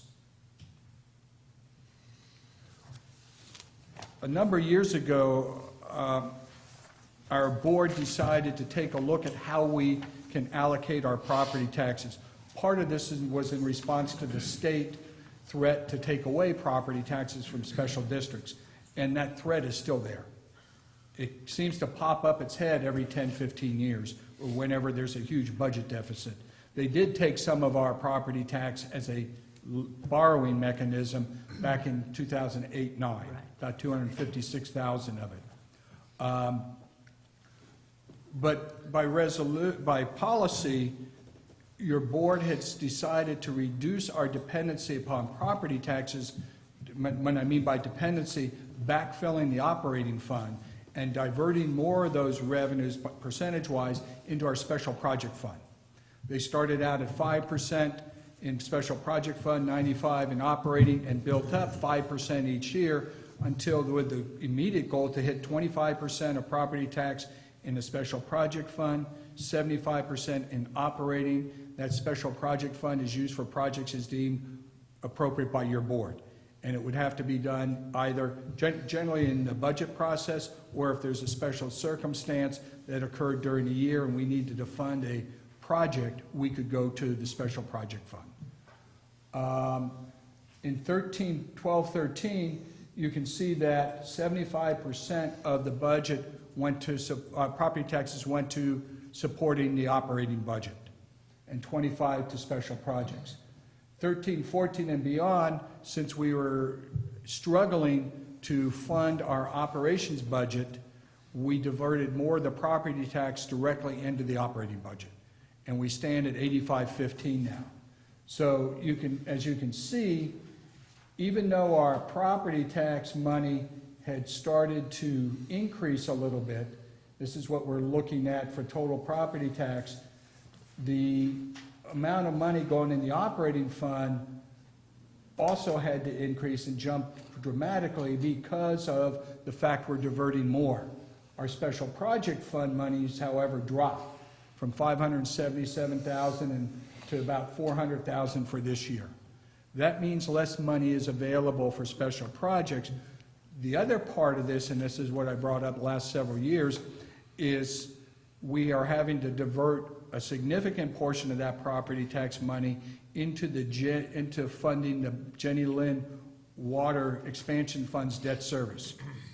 That BBVA loan that I mentioned previously, Jenny Lind historically over the last several years has not had enough funds in it, not enough connections, so we've had to backfill with special project fund property tax money to meet the debt service requirements. And I'll get to more of that later.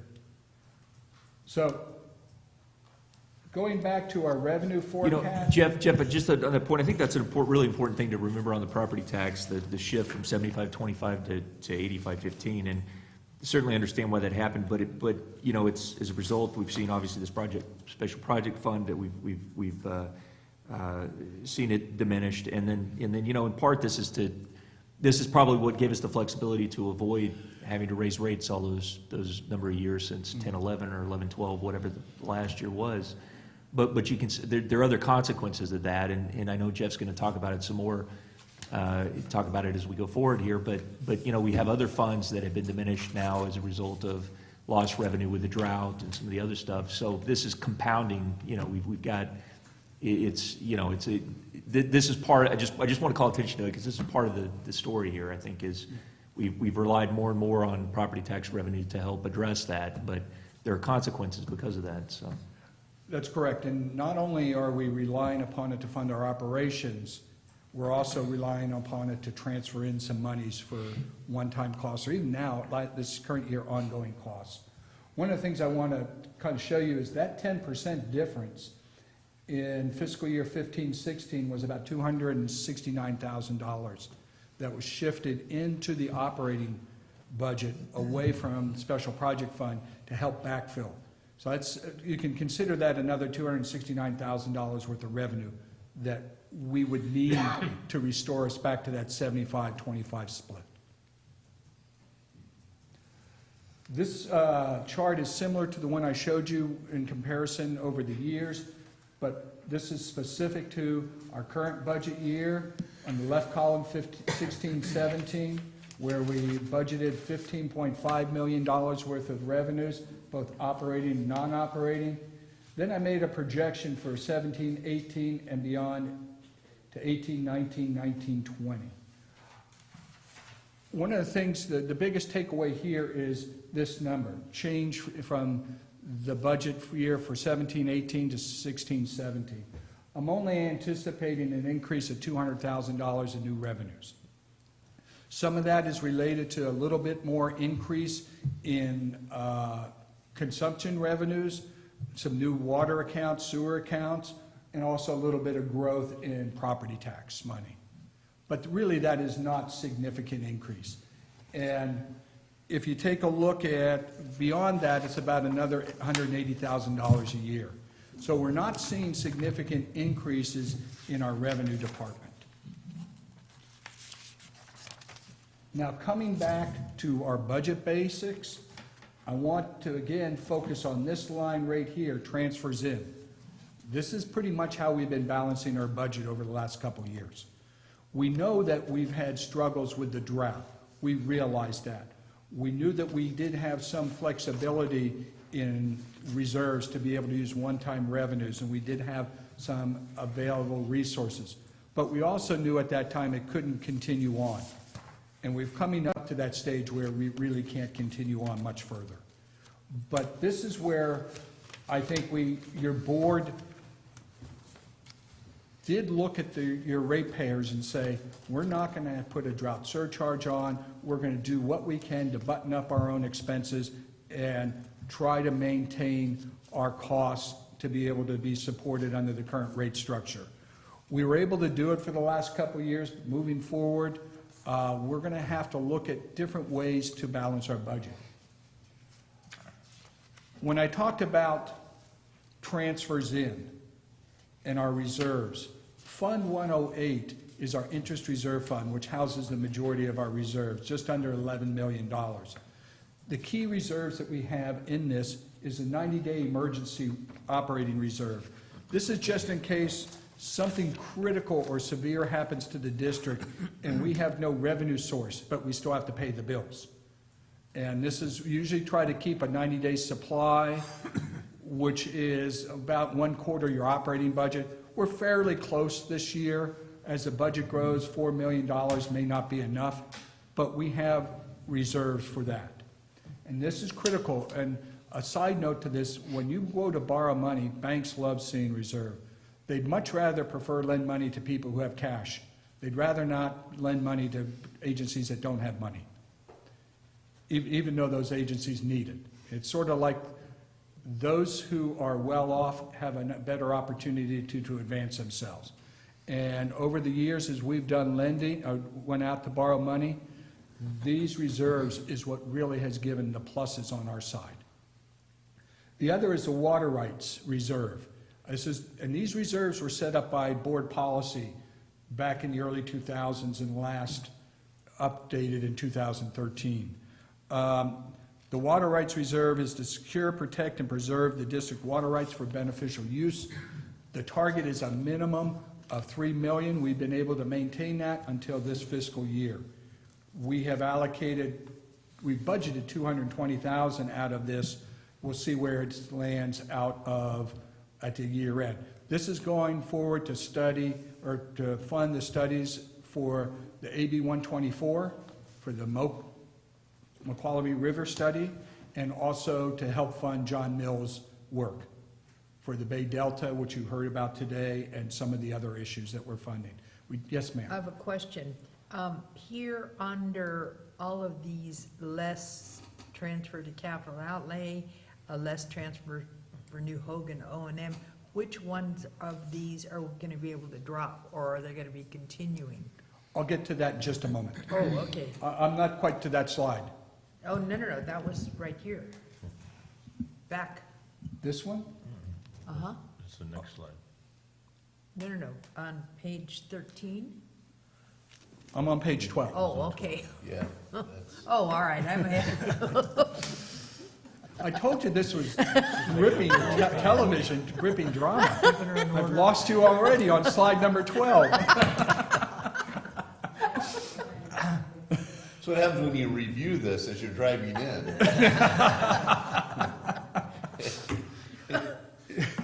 Okay, We sorry. have a CIP cash flow reserve, because there's times when we get grants and they pay us in arrears, so we just need cash to be able to pay for those services and then get reimbursement.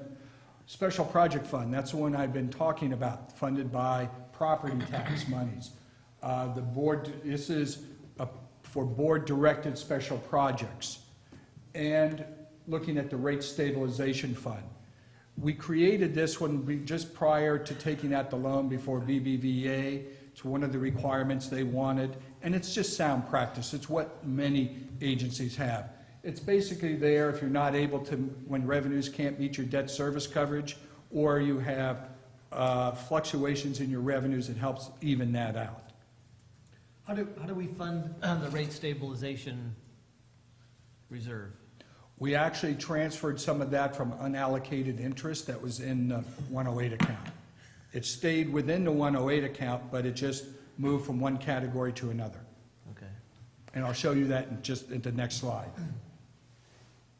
We had investment income right here of over $800,000 at one point, so we just shifted it up to the rate stabilization fund. We didn't use any revenues or transfer money else. Is it too cold in here? It's like a meat locker. No, we just like to, It's to keep you awake. we just like to put our We hear you. We're doing our part. That's right. Along the bottom portion, you can see here, this is how we've allocated our Fund 108 Interest Reserve Fund. $4 million for 90-day emergencies. This is what we project at the end of this fiscal year. $2,780,000, it went down from $3 million. $1.5 million for cash flow, we tried to keep $2 million. We're obviously a little bit low on that. Special Project Fund, $1.5 million. However, there is an amount owed to the Special Project Fund in excess of $1.4 million from the Jenny Lind Water Expansion Fund for all the debt service payments it's made over the years. And this is the Interest Reserve Fund, and we are a little bit negative on, at this point, on the investment income. This will all wash out at the end of the year once the auditors come in and see where we're going to have to, because we really can't have a negative amount. But basically, the takeaway number is we started out with $10,864,000. We're going to go down, anticipated down to $10,411,000, a drop in $454,000 in our reserve fund. These are the revenue sources. We're going to get about $60,000 in interest income. This is about $400,000 in property tax money. That's the 15%. It could go higher. But we also have to take out money that's from the budget, $75,000 in interest for the operating headquarters loan, and that comes out of this number. As you can see, if we only take in 60,000 and we're paying out 75,000, we've got a little bit of an issue.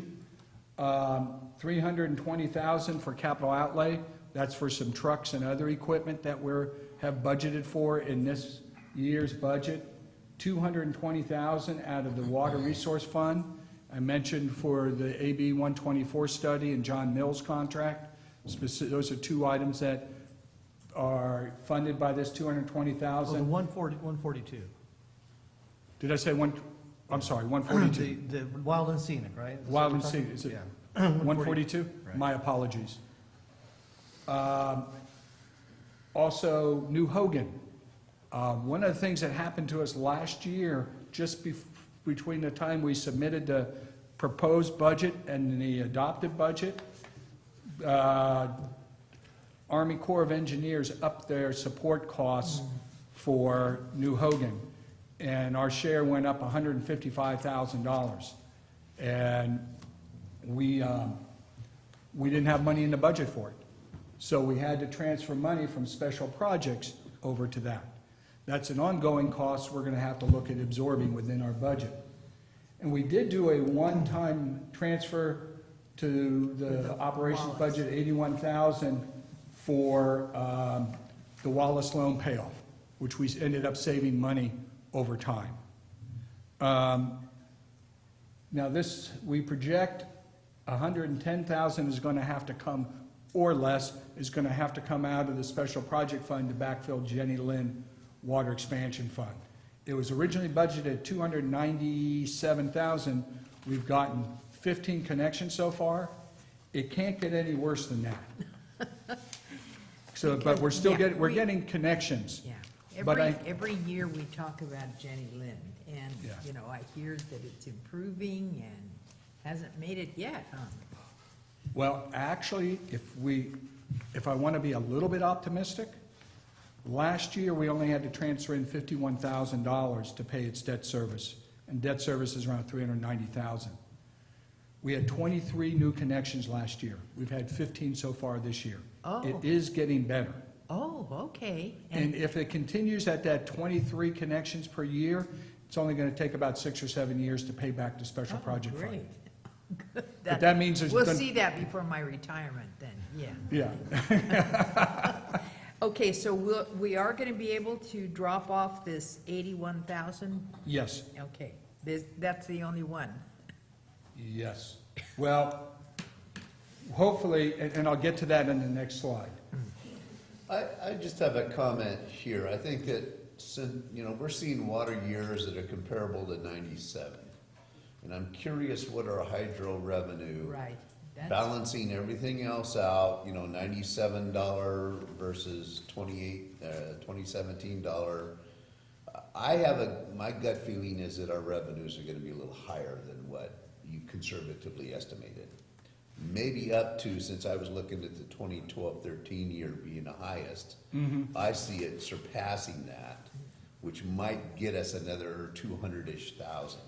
Again, that's just, a lab rat kind of looking outside the cage here. And a lot of that will be further refined as we get closer to April and May, because we'll know what our elevations are in Hogan. Again, Right. North Fork isn't going to change due to the water flows. Right, yeah, and okay. So, yeah, I'd have to factor in that difference. But again, just in looking at the 12-13 hydro revenue year, Yeah. I would expect this year to pass that, assuming that the North Fork the New Hogan stayed relatively the same back then as it is now. Yeah. And if I remember correctly, I believe I added close to $150,000 worth of revenue in this year's budget for New Hogan versus 15-16. So 17-18 can be a little bit higher. Unfortunately, that watershed is rain-driven. It is rain-driven, but at the same time, there are a lot of water users downstream. And unfortunately, we don't manage the flows out of that reservoir. So the 11-12 year, fiscal year 11-12, where it was about 740,000, I don't see why this year wouldn't surpass that because of the significant increased rainfall. Right. Again, and I'm not trying to call you to the carpet or anything on that. No. I'll do that later no, I'm just, Well, as you can see here, the flows, the revenues for North Fork have been floating around $500,000, plus or minus 20,000.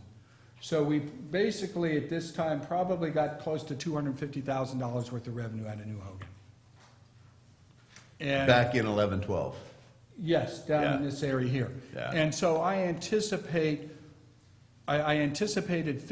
close to 20 or 50,000 in 15-16 of New Hogan revenues in the budget. So I bumped it up to 175. So we're getting there, and I'm seeing a little bit more increase as we go in 17-18. But Okay. you're right, this could, 16-17, this is just budget. It's not where we're going to be. I anticipate that this will probably be closer to maybe 700,000. Okay, yeah. That's pretty close right there. Right, it's probably going to go above it. Okay. But when I did this, I didn't, I did this back in May of Yeah. 2016. Yeah. But I hope it goes up. Yeah, anyway, that's it's just, rain. again, It's that's rain kind of season. the, Oh, Yeah. I hope it goes up, and that's Yeah. kind of what we're looking for. Cool. But the key there is when we're looking at our backfill, these are what we consider one-time monies. And one-time money should not be used to fund ongoing expenses. And that's where we've been. Well, that's why we did the big thing with property taxes, so that we, Can have, yeah. And this is kind of a look at where we are on Fund 108 at year-end balances. This is the projected for the end of June 30th of this year. So we peaked out last year at $10,864,000. We're going to be down, probably be closer to maybe 10.5, depending on the connections in Jenny Lynn and property taxes. Somewhere between 10.4, 10.5. And I really, from a fiscal manager, we really shouldn't drop below that. We need to really maintain those, especially as we move forward in some of our challenges. So this is kind of Director Underhill's jump ahead into transfers. Where's the money coming from, coming out of, into the operating fund? We have debt service for our BBVA loan. That's actually maturing, good news, maturing September of this year. The last payment, and it's a much smaller payment. That's basically funded by 4 expansion funds. Ebbets Pass Water, Ebbets Pass Water, Copper Cove Water, Copper Cove Sewer, and Jenny Lynn Water. Jenny Lynn is the one that's been a challenge, and that's where we've had to backfill. how So when much that- how much are we talking about? Yeah. For, That ongoing payment that we're going to not have to do in the future. well, it's about $1.8 million a year right now. Wow. Yeah, and that will go off the board? next year. September, Yes, but 600,000 of that comes out of the operating budget, approximately 1.2 comes out of the expansion funds. And remember the limitations on expansion fund money. Now, there's a flip side to saying, oh gosh, we got $600,000 a year now to play with. Goes to pay for the admin building, the loan we have which then starts. next year. Now you see why I don't sleep at nights. But we're enjoying the building. And it's warming up in here, so you're enjoying the heating system now. Yeah, the heater works. See, we have a little water drop or something going on Appears there. to be leaking. We Yeah. also have an UMQA loan for capital R&R. Full principal and interest payments are paid for out of the R&R funds. So not a penny of it is paid out of the operating fund, but that's where it's budgeted. And we pay that admin building loan interest. It's interest only up until 17-18, then it's principal and interest. The water rights, which I've talked about, capital R&R and capital outlay, the New Hogan costs, and Wallace loan payoff. And this is the chart which Director Underhill was referring to. This is our budget for transfers in, $3.3 million and change. The bulk of it is up here in debt service, coming from the expansion funds and the R&R funds. Here's the one-time cost for the loan payoff, New Hogan, and this is our other area we're going to be facing challenges in the future. Funds coming in to pay for staff time on the R&R and CIP projects. This year was really a challenge because of the weather-related issues we've been facing. The time we were anticipating to spend on R&R project staff, construction crew, and everybody else has been spent on responding to this over wet year and how it's affected our system and all the issues that we've had. Plus, the other part is we had to, I don't know if you can say start over, but we had to take a step back on the Jenny Lynn pretreatment plant to do environmental studies, and that kind of put us behind schedule as far as construction, which meant less staff time on those projects. Yeah, and to be clear, that was not a decision that we made. That was a decision by FEMA to require that. So we had to respond to that on January pretreatment. Now, looking forward to fiscal year 17-18, you can see a big hole right here in the middle. We're still going to have debt service for BBVA, and you can see that it's dropped down significantly. Basically, it's dropping down to $465,000. I'm sorry, $312,000. The total debt service is $465,000, which means only $153,000 is being paid by operating revenues. So that's the one-time payment in September. But you can see the R&R debt service has increased. That's because we're now paying principal on the water loan. We had to balance it out to meet our debt service coverage ratios. So it was principal early on, then principal and interest. Sewer has been principal and interest all along, at basically a steady amount throughout those time frames.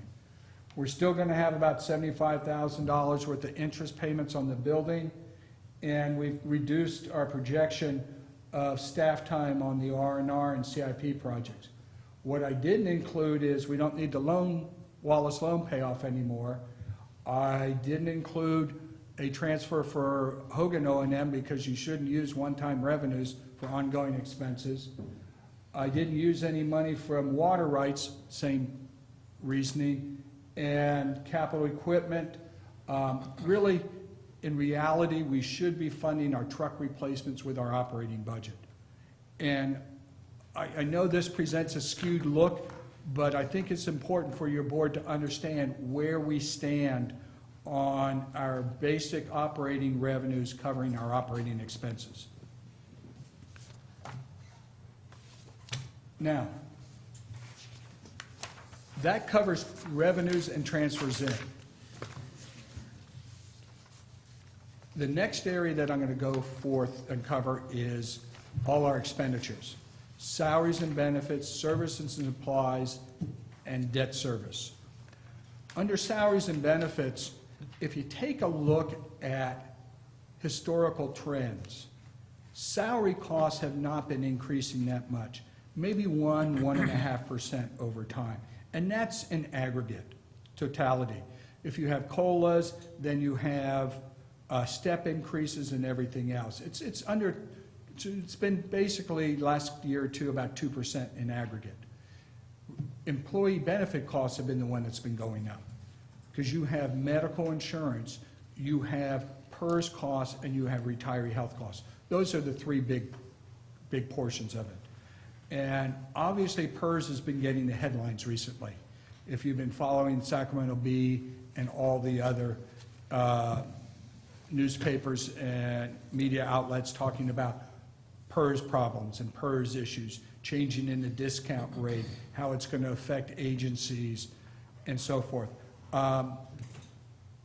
In looking at PERS, and this is kind of like not even a PERS 101, it's like PERS 101, half of that, so it's 55, because I'm not going to go into great deal about PERS. When you look at PERS, there's two components of our PERS cost. There's our normal cost.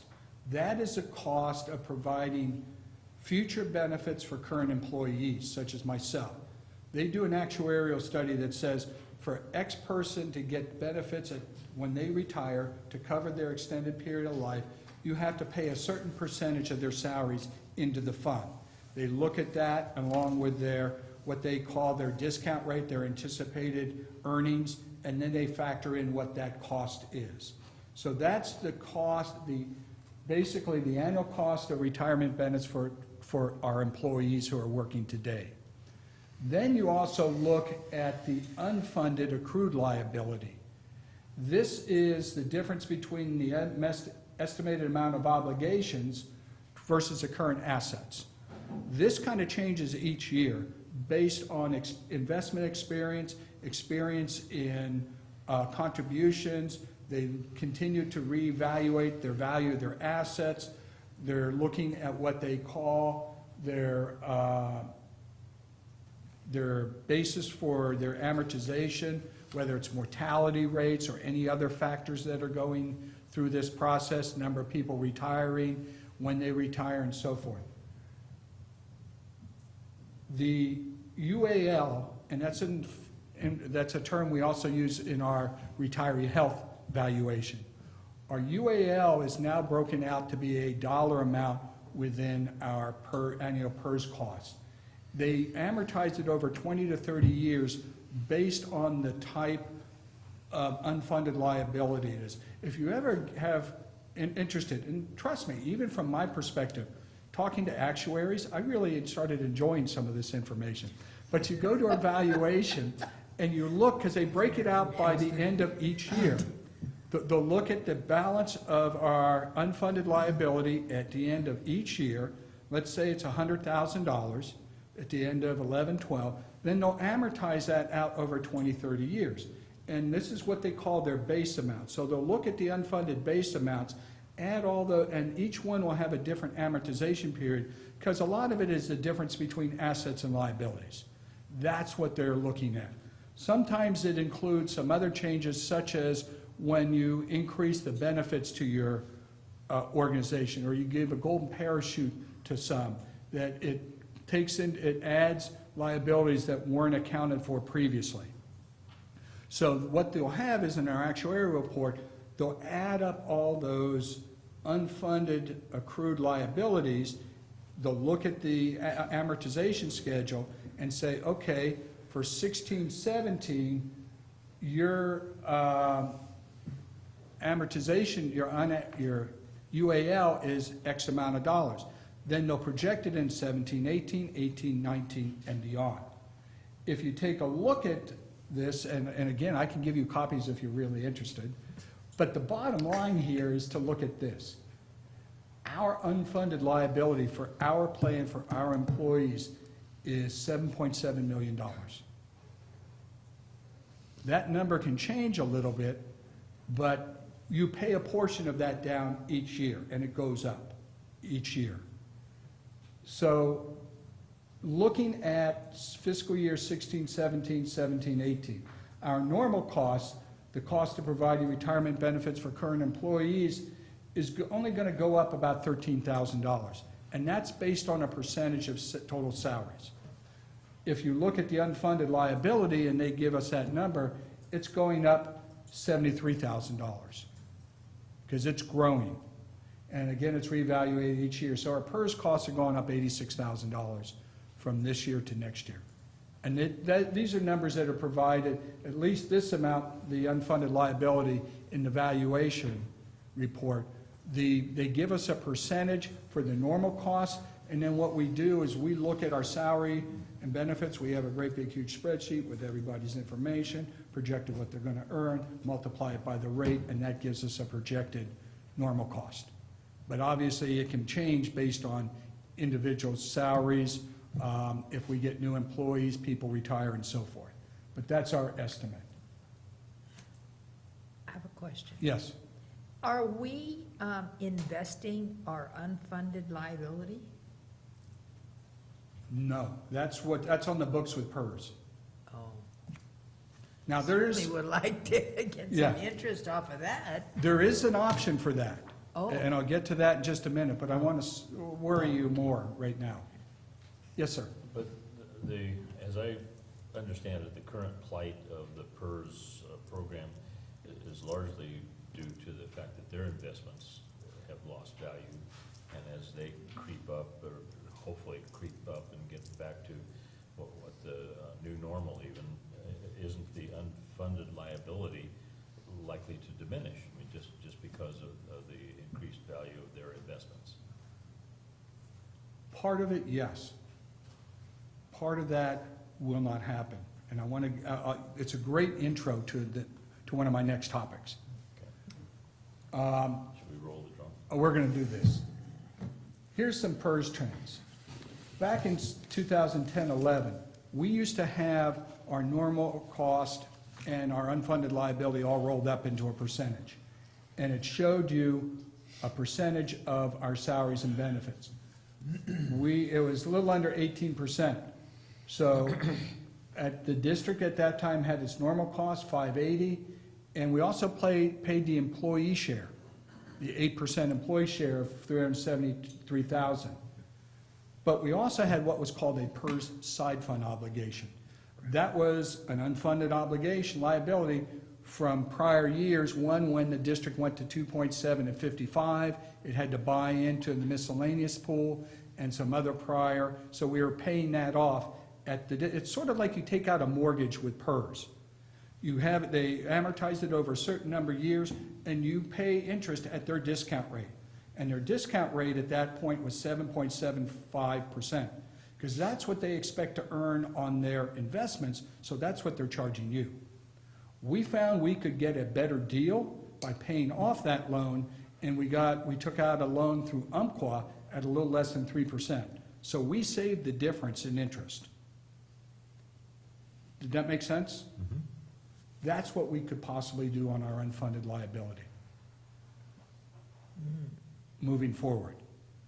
And that's what people are starting to take a look at. So that's an option as well to help reduce our annual costs. And that, in essence, takes it away from CalPERS? No, you pay it off. Right. Yeah, you go out somebody else and take a loan out through somebody else. Right. But instead of paying 7%, you're paying around 4%. So you're saving 3% on $7 million. Now, that doesn't mean that you pay off your unfunded liability forever, because it can change based on the investments, what you're talking about. It can go up or it can go down. Well, that's the dilemma. You're saying that currently the district has an unfunded liability of $7 million. I would foresee that if we borrowed the money from Dave to pay off that unfunded liability, on that day we'd have zero. But at the end of the next year, when their investments go down, the district would have an additional unfunded liability. So I don't know why we'd be motivated to go out and borrow money to pay it off. The motivation would be to save interest costs. Because you're paying PERS their discount rate, which currently is 7.5% interest. And it will be going down in a number of 7 years to 5%. To 7% interest. Right now, we can probably get 4% interest. It's just like refinancing your home. So if you are interested in doing that, you can save money, either pay off the mortgage early or pay it off at the same time and just lower your monthly payments. But regardless, your unfunded liability will always run the risk of going up and down. You're correct in that, Director Thomas. Okay. And I'm not proposing we do that now. I'm just throwing out what's the key component of our, as we move forward. Now, part of that's going to change too as they reduce their discount rate, because the other option is to get more money coming into the fund. And that's what they plan on doing. So if you look at our interest, our normal cost rates, it was progressing upwards through 2013. All of a sudden it dropped to 15.7%. What happened? Well, that's when the employees started to pick up their share of the employee rate. First 2, then 4%, then the 4% of it, then the 8%. So you can see our discount rate went down, but you can also see our employee share also went down. it went to 0 in 14-15. So that did save the district money. Bottom line, you can see we went from 1,228,000 in 10-11 to in 14-15, less than 1.1 million. So our PERS cost did go down over time, but that was because we got rid of this $380,000 on the employee share. Our PERS side fund became a loan, and you still want to throw that in, but now it's not, the auditors came in and moved it from a benefit cost down to a loan cost. And so it's part of debt service. And that's what would happen if we decided to finance our unfunded liability through PERS. Right now, it's a benefit cost. If we refinance it, it'll go down into debt service. And our salaries and benefits would go down by at least $500,000 a year. It's just shifting costs. The bottom line stays about the same, except for savings and interest. So if you look here in 15-16, that's when PERS made their change. They changed their normal, you have a normal cost, and they broke out the unfunded liability. But you can see how our unfunded liability is growing. And again, this is a fixed number provided by PERS. Our normal costs are rising slowly, just a slight percentage point. And now our PERS costs, which were going down up to 14-15, are now starting to rise again, and we're actually above, we're projected 17-18 to be above our 10-11 levels, even without paying the 8% employee side. So PERS costs are going up. And these are just our basic costs, without even including the next challenge, which is PERS recent changes in the discount rate and other issues. PERS is facing changing market conditions and investments, just like Director Thomas was talking about. They're basically had to shift their investments from more equities and bonds, long-term bonds, because the bond rate, the revenues started to go down, into real estate and other types of investments that you have to hold for a longer period of time. So they've kind of looked at that as ways to maintain their investment level. One of the other challenges, retirees are living longer. The mortality rate has changed. Plans are maturing, the classic plan. They're no longer taking members into the classic plan. Everybody coming in new to PERS is under PEPRA. Those are the lower accounts. For us, it's 2% at 62. But the biggest thing that's going on is PERS has a $5 billion a year negative cash flow. They're paying out more than they're getting in. Let me amend that. They're paying out more than they're getting in plus investments. Because the goal is to get money in, invest those earnings, and have enough then to pay retiree benefits. Their investment earnings are dropping down, and their cash coming in needs to be adjusted. And that's when they looked at changing the discount rate. What they anticipate in getting in return. And PERS, I attended a CSMFO conference last week, and it was real important to look at this, because I attended all the actuarial nerdhead sessions. They look at things on a big perspective. When you hear that people are looking at investments in the next 5 years, what their anticipated rate of return is, they say there's no way you're going to get 7%. You may get 6.25. PERS looks at a much longer window, 20 to 30 years. They're here in perpetuity. So even though you may have a little bit lower yield now, it's going to raise up. And they're not set on keeping it at 7%. In fact, they're going back and having to revisit it. They may come back this time next year and lower it even more. So what does lowering the discount rate means? If you've got $10 million in investments and you're anticipating 7.5% return on that 10 million, but you're not getting, and that'll add to your 75,000 to your, $750,000 to your pool of money.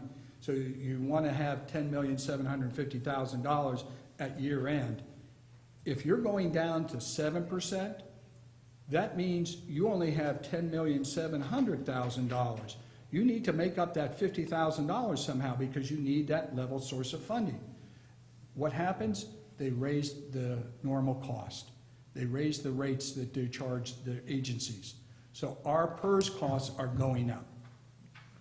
And I did the calculations before they actually had this, and my calculations were pretty darn spot on. I even talked to our old actuary, gave me a formula, a spreadsheet, and what I calculated out was pretty spot on as to how they are going to be phasing in this increase. They're going to have increase on both the normal cost and the unfunded liability. So this is in addition to our regular PERS increases. This is on top of that. So you got to understand it's two separate components because the change in discount rate is just part of that equation because there's numerous variables that go into this. By fiscal year 1920, since these rates are going to be phased in over a number of years, in fact, the final increase isn't going to really show up into fiscal year 24, 25, but by 1920, our normal costs are going to increase another $79,000, and unfunded liabilities will go up $137,000. So you're going to see about $220-some thousand a year extra, just in 1920. By 2025, it's going to cost us, just a change in discount rates, going to cost us an additional $500,000 a year in PERS costs.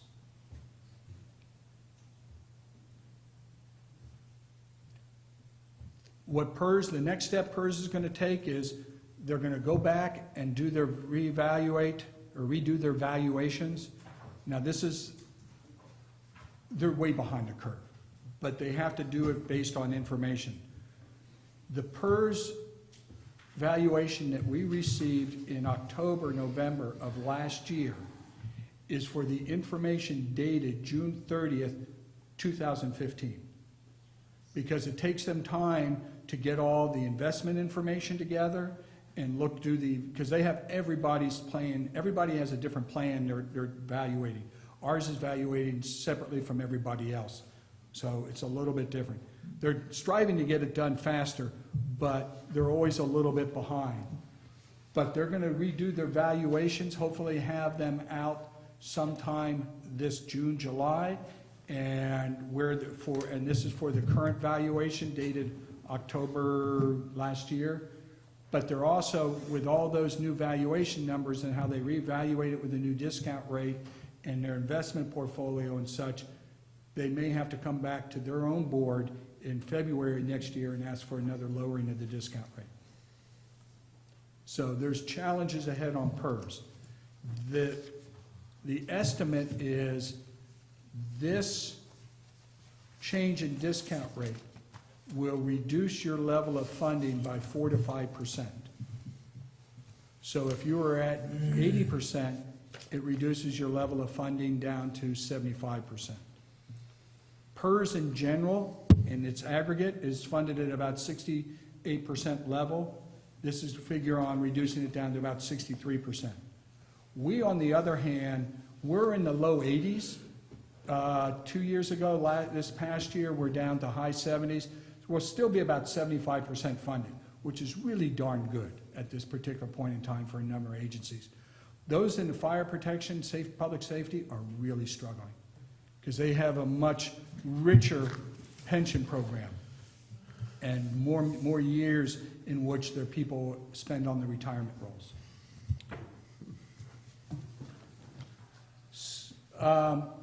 Any questions on PERS? I know there's a lot of information, but I really think it's helpful for you to understand how PERS runs. Yes, ma'am. If I remember the last time I was here, did we talk about another thing besides PERS? Weren't agencies? Oh, to try to go out, look for something else as far as retirement? But it was going to be too expensive? Was that what it was? I believe, if I remember correctly, for us to exit PERS is north of $120 million. Oh, okay. It shows, it's actually in the valuation It's not report. doable. So it was just a lot of talk. Well, I think, yes, it's been discussed as maybe there's ways to look at moving from a defined benefit to a defined contribution plan, but the way PERS is set up right now, you've got differences in Pepper. PERS is going to start saving money on the new employees because they're paying in less because the benefits are less. So they're actually doing okay for Pepper. It's just us classics. Basically, the way this is going to end in a much more financially stable position is for all us classics to retire and die and go away. Then they won't have to pay any more benefits for us. That sounds simple. Need to make those older admin positions more stressful. That's what we know. So we die off before we get into Before retirement. you, no. Let's erase that. But that just goes to show Yeah. you, these are the challenges. Now, we do have other benefits, medical insurance, and these rates vary. The biggest challenge is when we do our budget, we don't have if we're doing our budget for 17, 18, we know what our medical rates are going to be through December 31st of this year, 2017, but we don't know what they're going to be in January 1. So we've been using 8%. Sometimes they're lower. This year we got lucky, they were a little bit lower. And it also depends on the plans, too, that people enroll in. The other big component is retiree health. There's two components that we have in retiree health. Our costs for current retirees, those of us who are fortunate to have, for those who have been fortunate enough to retire, we pay their retiree health, and based on their vesting requirements or vesting plan that when they were retired, we offer retiree health based on the CalPERS vesting plan, based on 5 years of your final 5 years of service at the district. If you work 10 years in PERS in the last 5 years at the district, you basically get about 50% of your retiree health paid for. Medical and dental all depend on when you were hired. I was hired after January 1, 2008. I don't get dental and vision once I retire, only medical. So there's a combination of eligibility factors that play into this. But in your services and supplies budget, that's where we pay for current retirees. In fact, we did a budget adjustment at the mid-year to move the pre-funding portion up to benefits. So there's the cost for current retirees, then there is the cost for current employees. Just like the normal cost in PERS, we have a pre-funding / normal cost in retiree health, which is paying for future benefits for current employees. We set aside a certain amount of money into a trust fund, just like PERS is. They earn money just so that when they retire, there's funds available to help pay for that. The idea is to be able to get this fund to be where we get the fund to be able to pay for the retiree benefits, instead of continuously having to pay for it out of service and supplies. We amortize it over 30 years just like PERS does, and we have a valuation done every 3 years.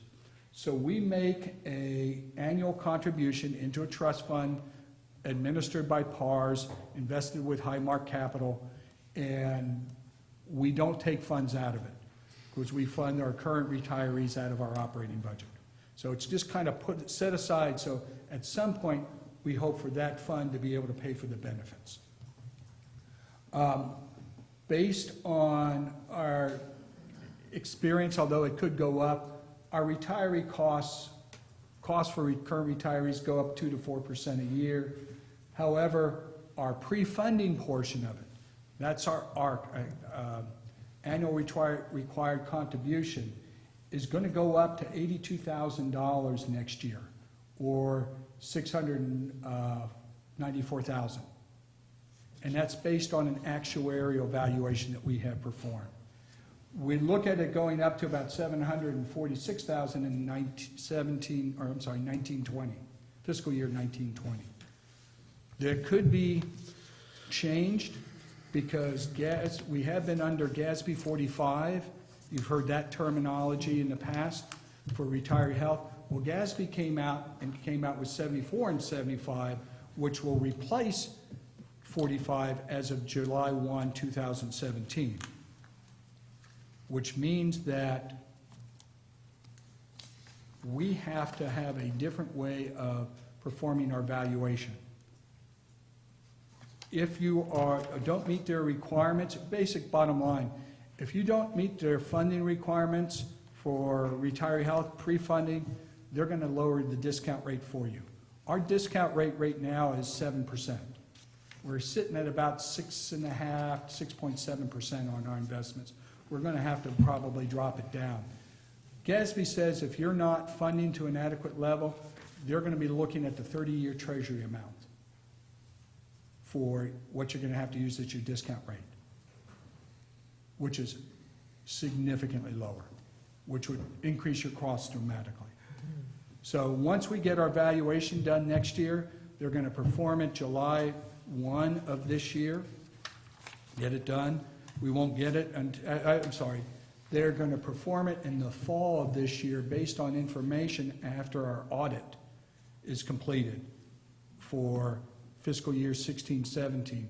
We'll know the numbers, any adjustments we'll make in January of 2018 to see if we have to make any adjustments. Otherwise, we're going to stick to this $694,000 number. But just like PERS, our retiree health costs are going up. We talked about capital outlay, our trucks and equipment. That's our fleet has been aging. We started to replace them. We have some large vehicles that need to be replaced. Part of our biggest challenge is by 2023, we're going to have to remove some of our large vehicles from the fleet because of the California's emission control standards. They'll no longer meet them. And we're talking large, expensive vehicles. This is just to give you a synopsis as to what we're going to be changing over the next few years. We're going to do it on a plan of several vehicles a year. Some of the larger vehicles will have to take out loans and finance them, especially if you're looking at another vac-on truck. Yeah, which we're financing right now. So there's options there. I'm not putting any dollar amount to all of these. I'm just kind of looking at some of the challenges we're facing. SCADA is always an issue. We're looking at, new technology, new requirements, taking the PRV vault replacements from this year's budget, and we always have IT upgrades and infrastructure changes. Again, I'm not putting dollar amounts to each one, but these are some of the challenges we faced ongoing, what we call capital outlay under $50,000. Although some of those trucks, the pumper and the vac-on truck, are obviously above that dollar amount. Debt service, this is where we actually have a little good news. Our refunding loan through BBVA in the budget, if you look at it, drops down to $466,000. It matures September of this year. So we'll no longer have obligations on our operating fund, about $600,000 a year, nor our expansion funds. Our side fund obligation, side fund loan, that actually matures in April of 2019. That's paid directly out of operating expenses, operating revenues. Our R&R loan obviously is going to be going up, but that's paid for R&R revenues. Our VAC-on loan is maturing in April of next year, 2018. New Hogan, that actually runs out to June of 2024, but we are going to be adding in our admin building, and that runs out to June of 2022. But if you're looking at it, this is an internal loan, this admin building loan. Right. This is an external loan, New Hogan. The VACON is going to be coming off the books. This is funded by R&R. These two are going to be coming off soon as well. So our debt service requirements on the operating budget are going to decrease over time, which gives us some flexibility, some good flexibility, which would be great. Now all we have to do is be able to get our debt service coverage ratio back up in case we need to take out some loans or receive grants.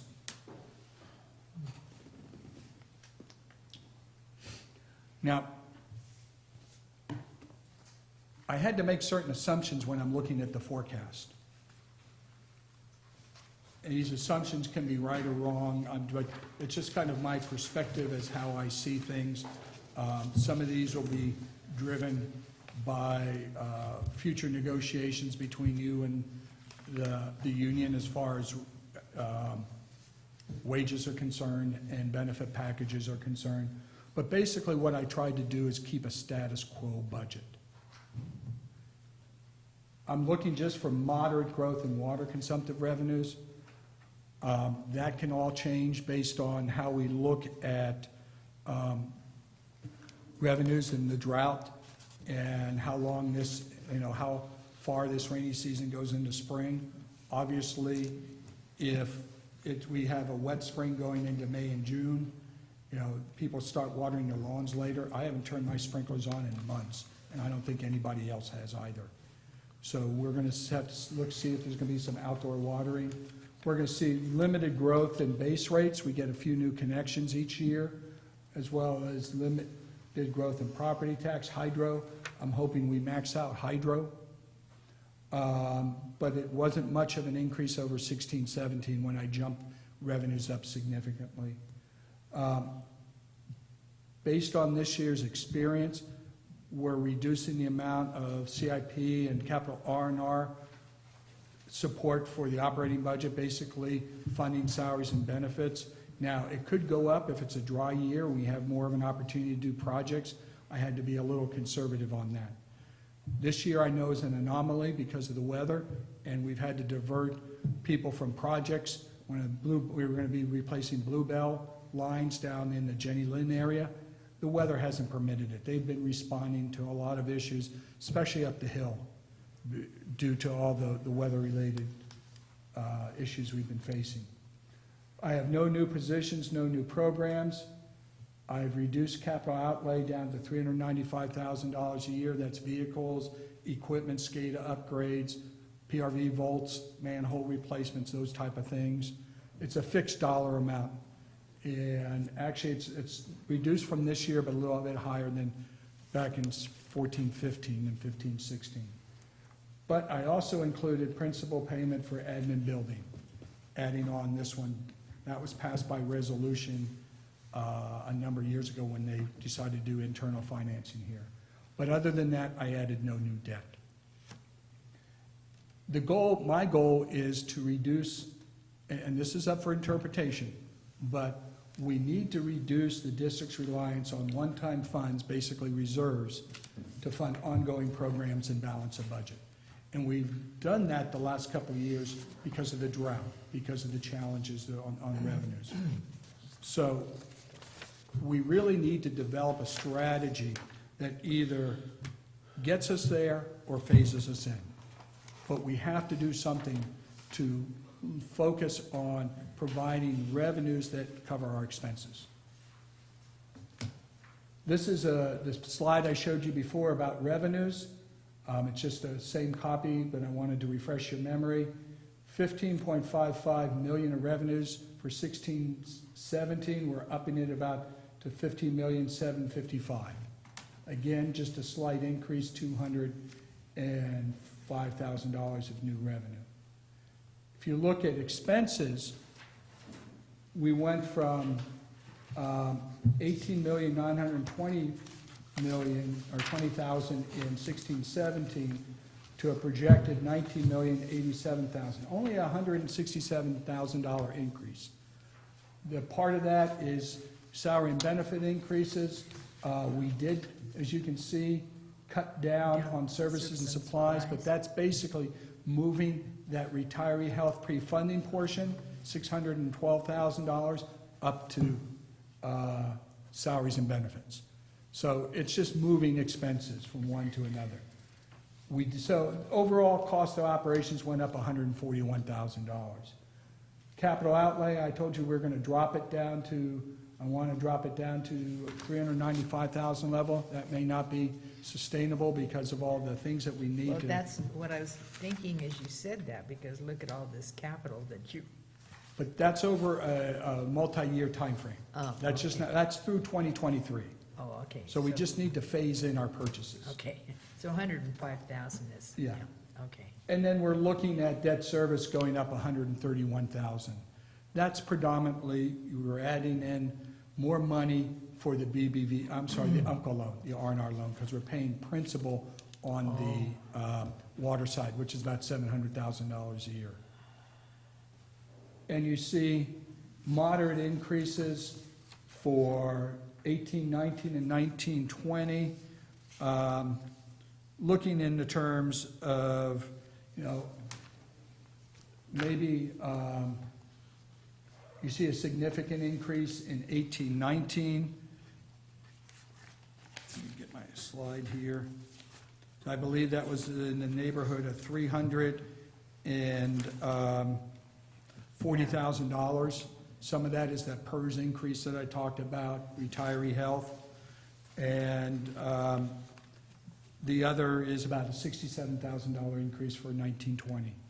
Now, 1920 could change based on some of the actuarial valuations we get from PERS and retiree health. But again, this is a status quo budget, using our information. So we've done a fairly good job of reining in some of our expenses. I don't see any huge significant increases. Most of the costs that we can control, we have been controlling. It's those outside influences. I've broken it down by department. As far as budget, you can see some of the changes here. Non-departmental, that's where we put the loans. That's why you see a decrease there. Plus, we're reducing, taking PERS side fund loan, I'm not sorry, the retiree health out of department, non-departmental, you know, that pre-funding portion when we did the budget adjustment. We move it up into individual departments under benefits. So that's why you see that big decrease there. We've also removed some one-time costs and shifting some costs from department to department. But again, the bottom line, about $167,000. Now, this is just a projection. Budget booklets go out to the departments next week. Obviously, we're going to have to sharpen pencils. Why? Because if I look at revenues less expenses, and remember, I projected significantly less transfers out, or transfers in there, because we don't want to fund ongoing expenses with one-time revenues. We are in the hole. Yeah. It's different than what you looked at last week, I admit, but I pulled out the support for capital outlay, just to show you where we actually stand on if we want to have revenues fund ongoing expenses. Now, you do have the options of looking at reserves again, but remember, there's really no new funding source for reserves other than property tax money. And we are going to have a little bit of a hit on special special project fund to fund our debt service this year. After that, we don't. Just revenues about $400,000 a year going in. But it's the biggest change here is that transfer in dollar amount. If you look at that, we had $3.37 million for 16-17. We're down to $2,161,000. That's a difference of $1.2 million. That could balance your budget, but that comes with costs. Some of that is related to not being able to allocate as much staff cost to CIPs and R&R projects. The other is using one-time revenues to fund ongoing projects. And this is where we are going to have a discussion on strategies to address the issue. How can we move forward? And what is your board's thought process about our funding, how we should look at funding our priorities, our resources, programs you want to fund, and what's the strategy regarding revenues covering expenses? Because I go back to this slide, the transfers in for 17-18. Remember, I have removed this whole centerpiece right here, although one of them was a one-time expense. But we had 300 or 105,000, 220,000, 320,000, a significant amount of money coming in from the 108 account. But there is only property tax money to replenish that, and that only goes into the special project fund. No new funding for water rights expenses. It's always nice to get to the last slide of one of these presentations. Thank you, thank you. Can we go to slide 25, page 25? Right here? Yeah. Okay. Well, one of the things that I've been hoping, wishing for, and talking about since I've been on this board and with CCWD is alternative sources of revenue. And not always looking at water and wastewater and billing our customer and raising those rates as a continuous solution to the problem. And I do see something in the offing that possibly could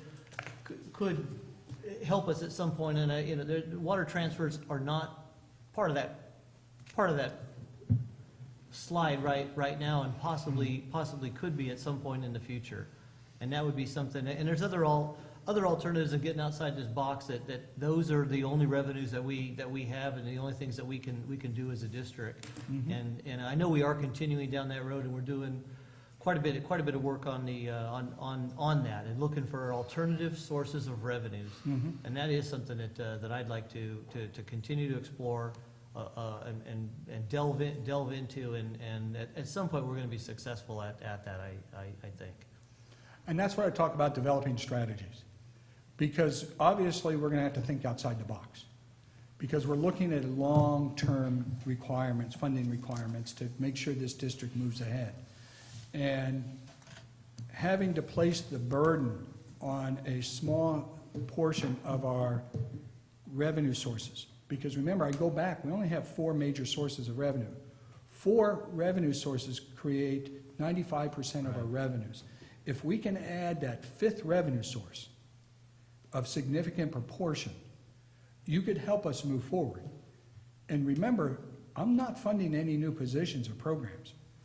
We really do need to look at getting some help out in the field. There's a position out there in utilities, a maintenance manager, that was approved in theory by your board when you have an operations manager and a maintenance manager. We didn't fill the maintenance manager. Jesse handles the operations role, and Teresa's both overseeing utilities and handles maintenance. That position would be very helpful in coordinating all our efforts. We look at some of the things you talked about today when we're talking about our water rights. And Director Strange talked about them when we're looking going forward. What are we going to have to do when the state looks at us regarding the Bay Delta plan? And how are we going to have to stage some of those things moving forward? So it's going to be a multiple task, there's going to be multiple solutions here. And they're all going to have to work together. Not just one is going to get us out of this morass. And I also do agree, my last point, and I'll leave my soapbox. Could you go to 24, or I'm sorry, 26 or 27?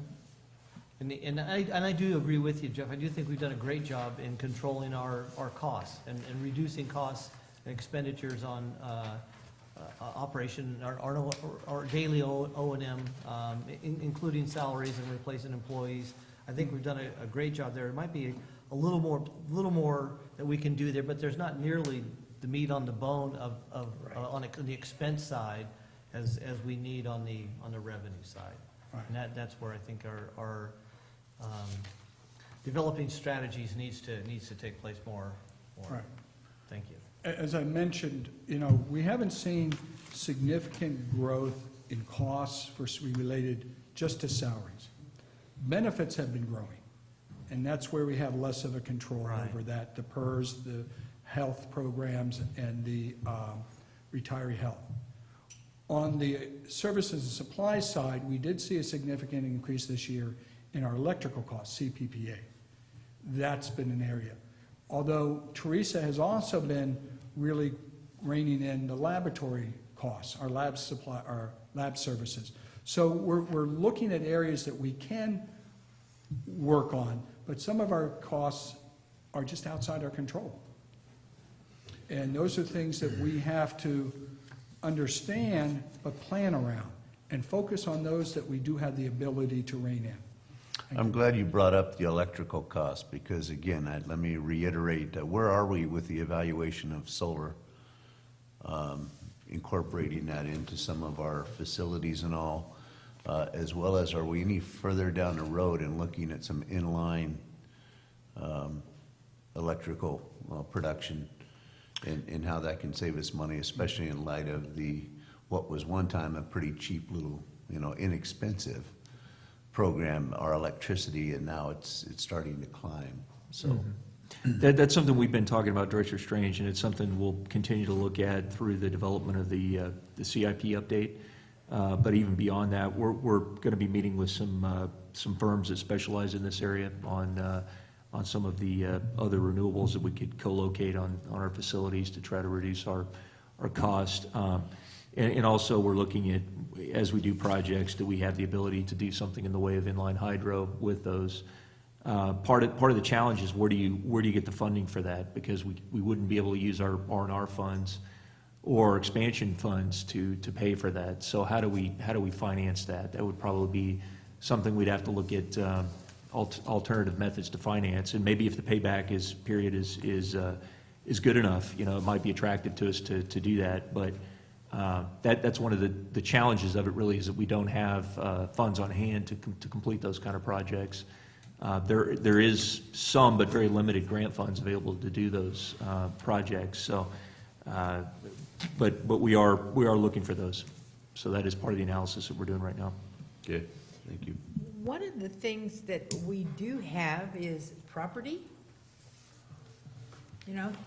Have we ever even looked at renting of our property? I know, sales come up occasionally, but That's exactly why we had that ad hoc committee of the board to evaluate opportunities to dispose of surplus property in particular, and we've been able to do some of that, and I think we will have more. We have items that are going to be coming forward soon that will allow us to do that. So it's one of those. In some cases, it's most cases it's largely market driven, but fortunately the market is a little better now, and we have, I think, some not only opportunities to generate revenue, but also to eliminate some of the costs associated with maintaining property like our old office site. So those things are in the works. because at one time we even talked about renting out part of this building. But, okay, so much for that idea. We may have to wait until the county votes on the cannabis ban before we can take, no, I'm just, probably a bad joke in light of the past.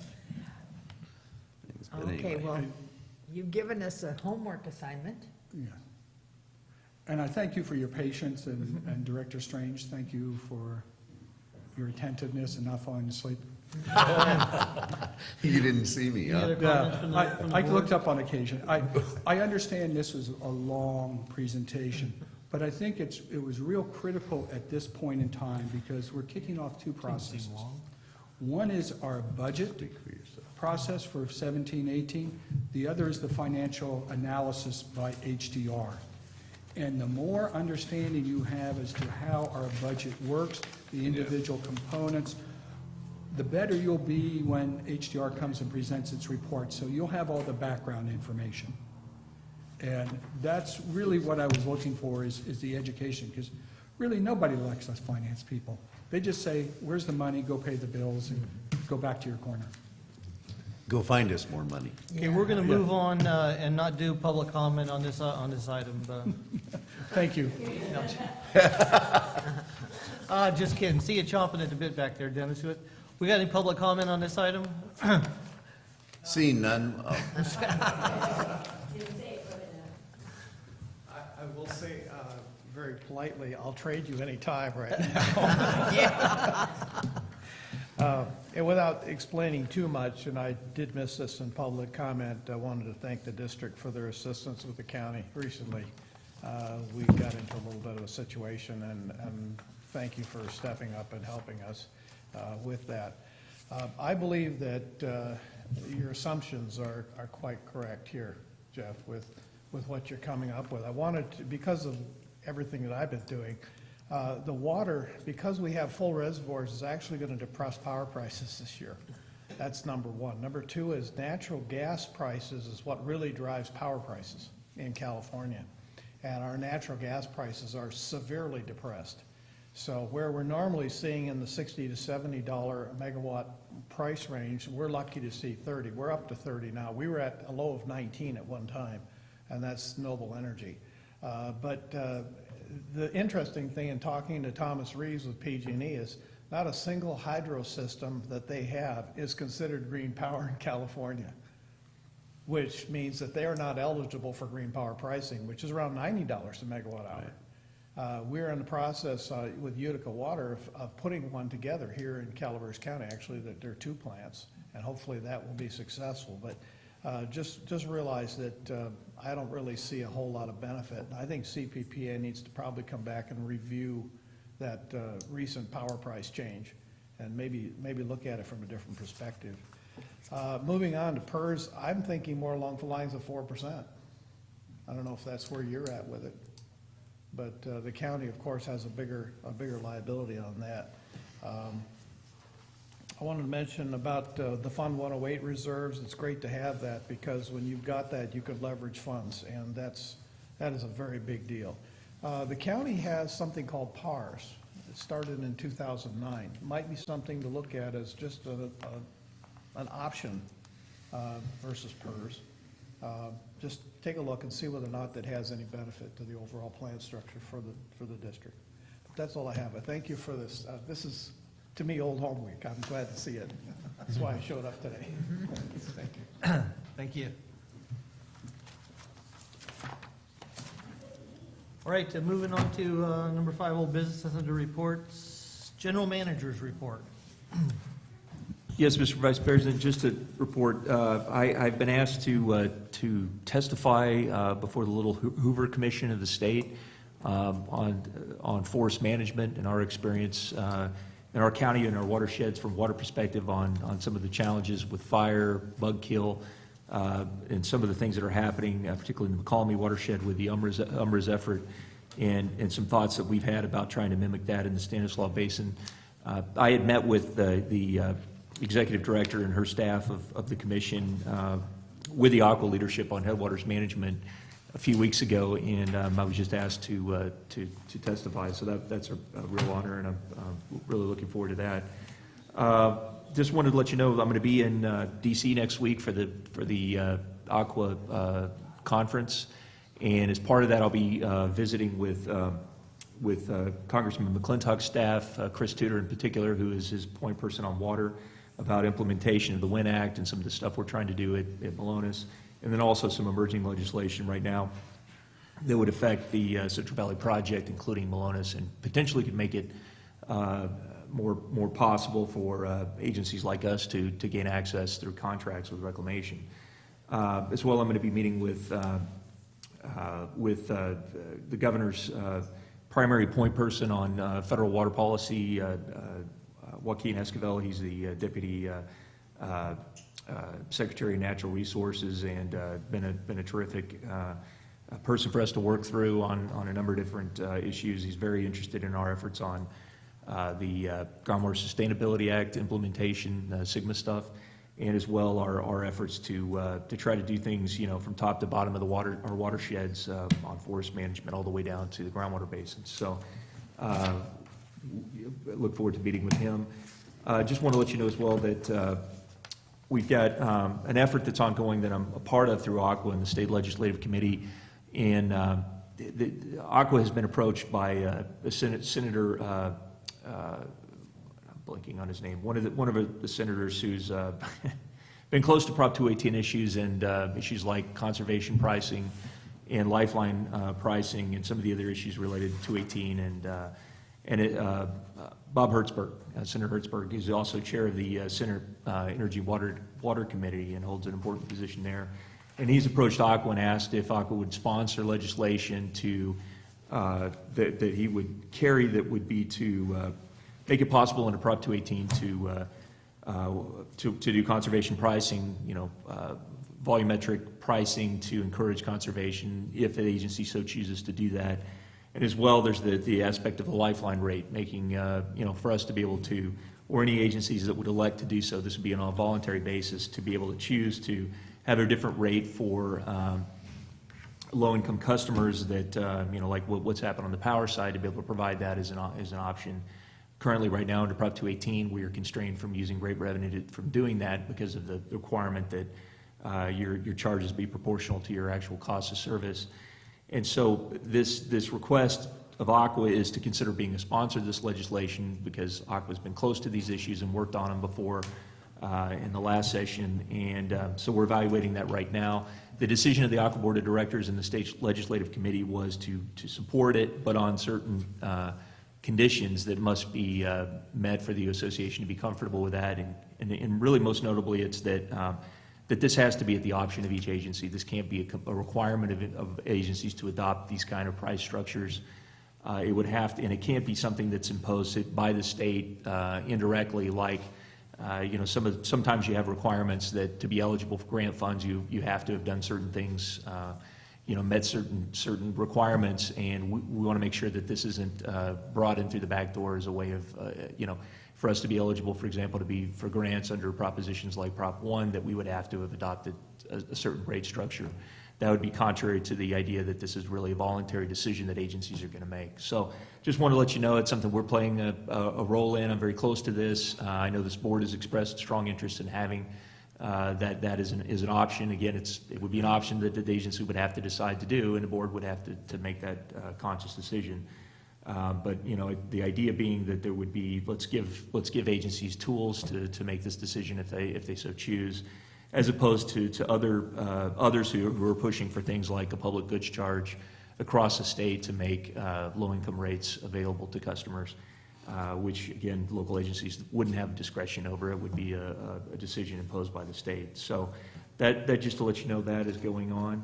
And lastly, I want to note that on our water levels, things obviously are looking a lot better. I mean, there's a lot of damage being caused by the storms, but our reservoirs are looking a lot better. Thank you, Joel, for providing the information.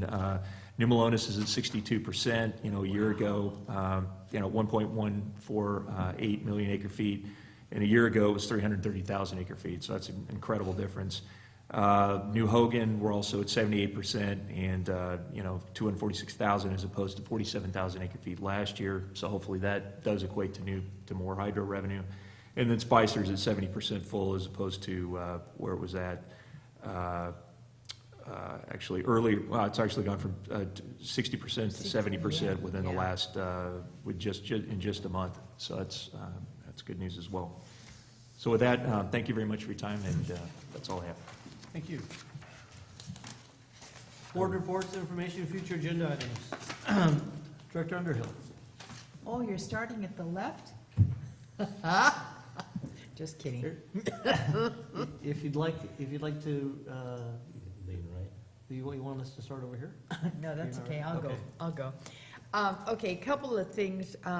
I've had occasion to go over to Sonora and looking at New Melones. Honestly, I was in tears when I saw the water levels at New Melones. When we would go over to Sonora and see just a creek, I mean, it is fantastic. It is just so encouraging, and I'm looking at our revenues, and I'm looking at we're gonna go up, because people are gonna say, look at this water, and yes, we do have to take in consideration conservation, but they're going to say, wait a minute, we got all this water, I'm gonna use it. I'm gonna use it. Not me, but a lot of people out there. We have a problem that, was not discussed, and it was talked about last week, or last meeting, excuse me, and that's the Blagan Road, the culvert. Very, very damaging to Ebbets Pass. And it's damaging in, financially, it's gonna be a damaging one. Because, you know, we have the Moose Lodge that's non-existent at this point. You know, they're bringing a lot of money into that community, and they can't because they're basically shut down. One of the things that this culvert is doing is going into the summer. Okay, let me qualify this by telling you that as far as the county is concerned, they're not gonna have it, it could possibly take as long as until August to have it repaired. And by virtue of taking that long, it's gonna wipe out uses of the lake for the summer. You know, as I say, the Moose Lodge is very handicapped. We have the baseball fields in the back. What's gonna happen there? So it's just an overall financial problem, or do we call it a catastrophe? I'll just call it problem up in Ebbets Pass. So the board is going to be talking about it on March 7th, and there's going to be a lot of people coming down the hill to talk to the board about speeding the repair process up. Right now, there's nothing you can do, of course, because we're still gonna be waiting for another storm this weekend. So that winter or weather is going to delay the repair of that. But as I say, that's significant. Director Randall, just note that, you know, we have been asked to send a letter. There's a letter campaign, I think, underway right now from, by the Moose and the ballpark, and SBI and others are looking to send letters to the Board of Supervisors asking that this, you know, to try to make this I mean, there's already been a declared emergency, but to try to move forward as expeditiously as possible with the project. And we were asked to join in that. I think our thoughts at a staff level have been just, and I think we can send a letter that would express, we recognize, because we are the lessor of these groups that are, you know, important community groups that are adversely impacted right now, and just to recognize that, yeah, this is a real burden to them not having access, and that if there's anything we can do to help coordinate with, again, we have TNS construction on the ground, if we can help get the county lined up with them to get the work done, or you know, whatever else could be helpful that would allow this to move forward faster so the public could access it. We want to be, you know, in the room for the conversation. But it's just not an easy situation for anybody involved. I get it, and I certainly understand the county has many, you know, problems that it has to deal with as a result of this and other emergencies we've had. So. So I just, you know, want to talk about the seriousness. Another thing that Dave and I have been talking about is the tree problem up around White Pines Park, and so I just want you guys, my fellow directors, you guys, to see some of the trees that are affected around the White Pines Park, and we know that we've been using the Conservation Corps, is that who? And there's just all sorts of trees all over the county that are affected by the bark beetle. One of the big things that is facing us up there, up the hill, is the green waste. There is so much trees. Well, Terry knows how many trees are taken down, how many branches, and, you know, it's going to be a very, very serious problem when they are in a position that they're gonna start cleaning that up. I don't know where they're gonna get funding, and, you know, we're going to be affected just because we're there with our, you know, with our customers, and we live up there, but green waste is going to be a very big issue. Okay, we will be hearing from transportation from the county. They're going to be up at the Ebbets Pass Property Owner Council a week from today. Is it next Monday? Yeah. We're going to be having Saturday bus service up in Ebbets Pass. Don't everybody get excited.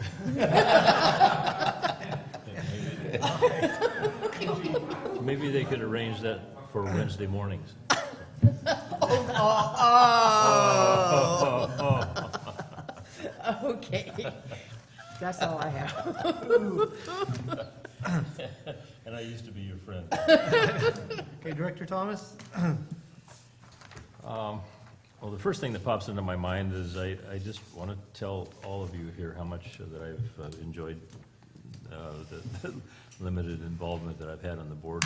I'm really very excited, and I'm just enjoying it a lot. So, and after having said that, I'm going to have to miss the first meeting in March. So, I've been working, as many of you know, for the last 2 years, making trips back and forth to Mississippi, helping my sister out with some problems she has back there. So I have to make one more trip, and I will unfortunately miss the meeting on the 8th.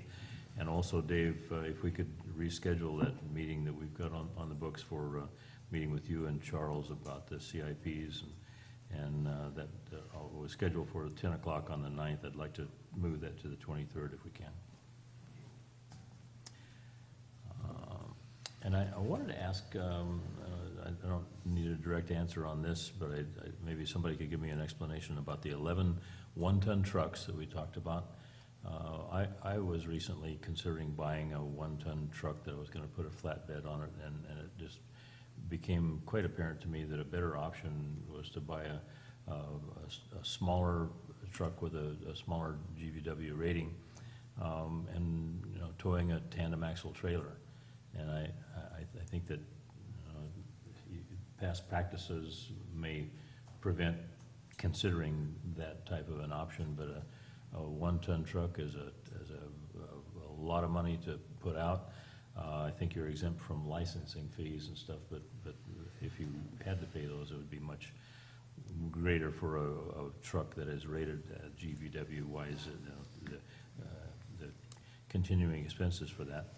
But you've got 6 tires on the ground versus 4. I don't know, just throwing it out there that somebody in the operation should take a look at that. I know that probably 75% of the time that these trucks are out on the road, they're not not required to have 6,000 or 8,000 pounds on the deck of the truck. So just that would be one of my suggestions. And I just, when we were talking about that, the consultant for the cost evaluations, the fee evaluations, it wasn't clear to me at the beginning that they were actually going to be looking at the PERS cost, but considering how huge those are and will grow to, I just want to make sure that they get an adequate explanation. You should force them to sit and listen to that.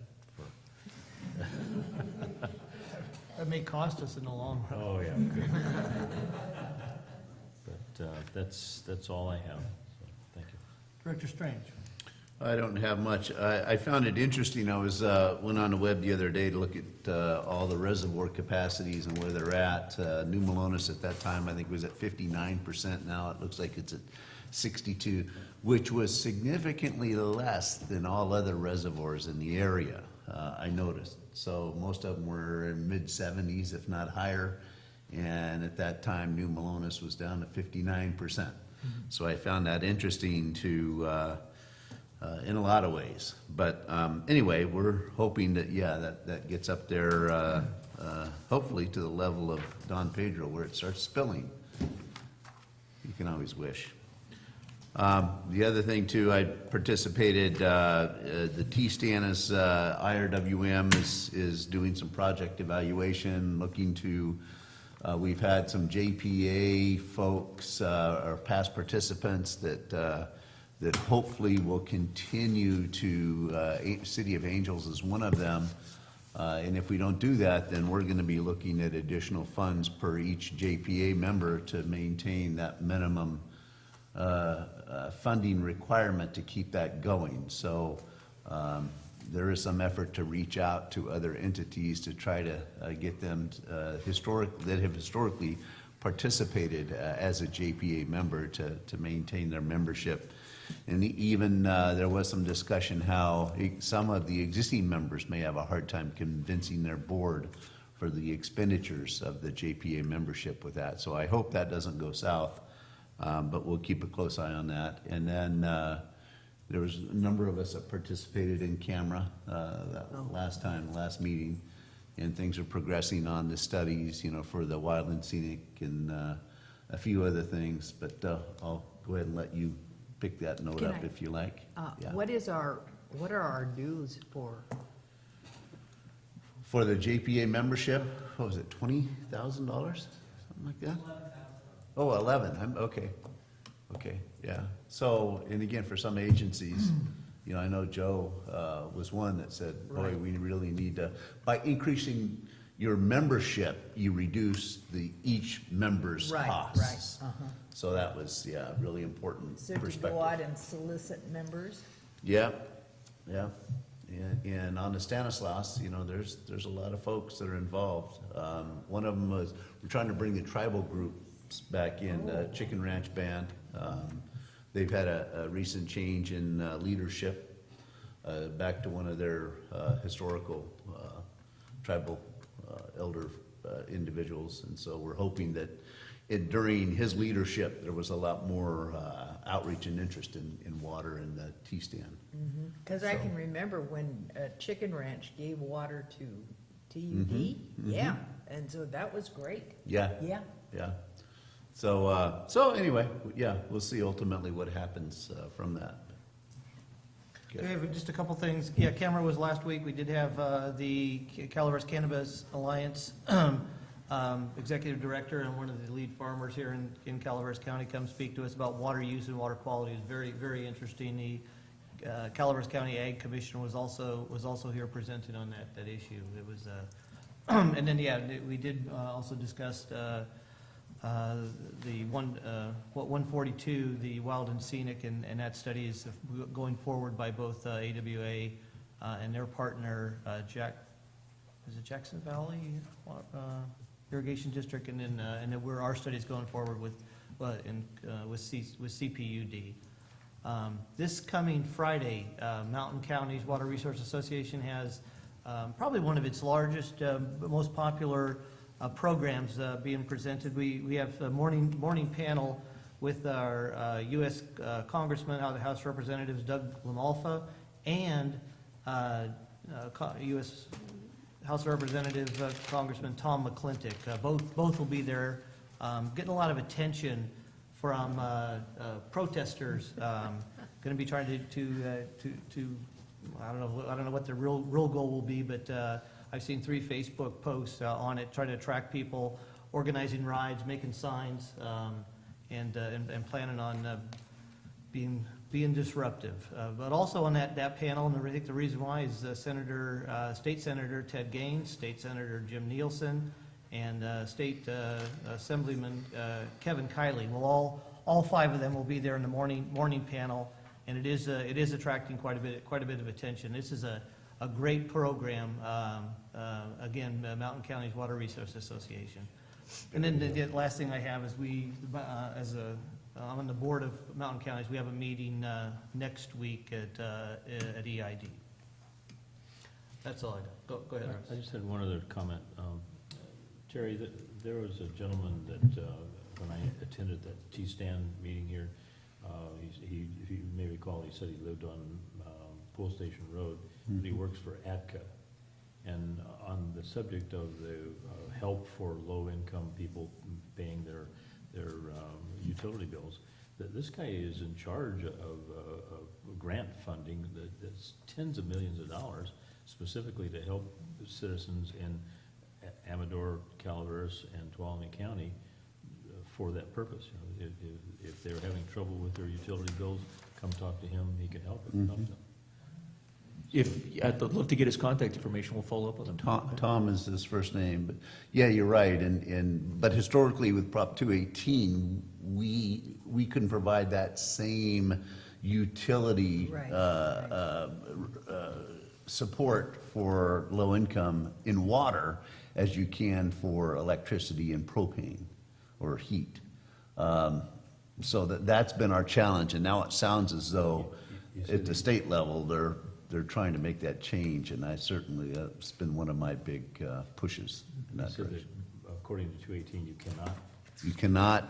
You cannot reduce your water rates to some, because you'll have to pick that up somewhere else. I mean, there's a whole official Yeah, well, that was my language. understanding, but the gears of the state are gonna run pretty slowly, and I think that, this couldn't be a program that CCWD would get under Tom. It just would be a passing on that information. If somebody calls and says, I can't pay my water bill this month, give them his telephone number. So I think that it would be worthwhile to follow that little thread. You know, that's a good point, because Yeah, we maybe can- they can we can save on other certainly use- utilities that would Right. provide more expendable money for their water bill. That's an excellent point. Uh-huh. We could certainly use that information. I was shocked about how much money he said that was available, so, check it out. And also in our mountain counties, I do see that one of our major sponsors is our new partner, HDR Engineering. They're gonna be one of our major sponsors on Friday. That's good. That's good to see, good. How good many, exposure for how them. many of us are going to mountain counties? I'm not quite, I'll be there. I think you've signed Yeah. up. I think Dave Dave. Egerton will be there in the room. Jeff Myers, looks like Dennis Mills will be there as well. I may have to sit on And I somebody's think lap. I think it might be sold out at this point, but if there's a member that really wants to get in, they might be able to get them in. You could always sign up as a protester to get in. No, trust me, the Placer County Sheriff's Department will be there. Got plainclothes guys inside the room. Got special parking for our guests. It's becoming a big deal. It's, yeah. having to pay attention to who's going to be there and who's not going to be there. Sounds like a logistical Okay, nightmare. We're going to move on. Our next board meetings are Wednesday, March 8th here, Wednesday, March 22nd here, and then item number 9, our closed session. We have conference with real property negotiators, Dave Egerton, Robbie Creamer, and we'll, Yeah. public comment on closed session. Seeing none? I have a question. We normally only have one meeting a month? Or will we come in for 2 in March? We typically have, when it's a lighter flow of agenda items, we try to consolidate it to one meeting, but in March, we're going to have quite a bit with the CIP plan update and with the continuing That's no budget problem. I was development just- stuff. Yeah, yes, as of right now, we're planning to have 2. I think we are going to ask the board to eliminate one of the meetings in May, and that's in part because of the conflict with the Aqua Conference, spring conference before that. Well, because of the flood, I don't know if Monterey will still be there for the conference. I sure hope so. Salinas River. So no workshop, though. Usually the second meeting is a workshop format. This will be a regular meeting. Yeah, most likely. I mean, we might have an informational item that would be, but that would be kind of the workshop element of it, but I suspect we're going to have basically two business meetings Okay. with action items. Okay, we're going to closed session. Thank you. Scott, I have something for you. I will.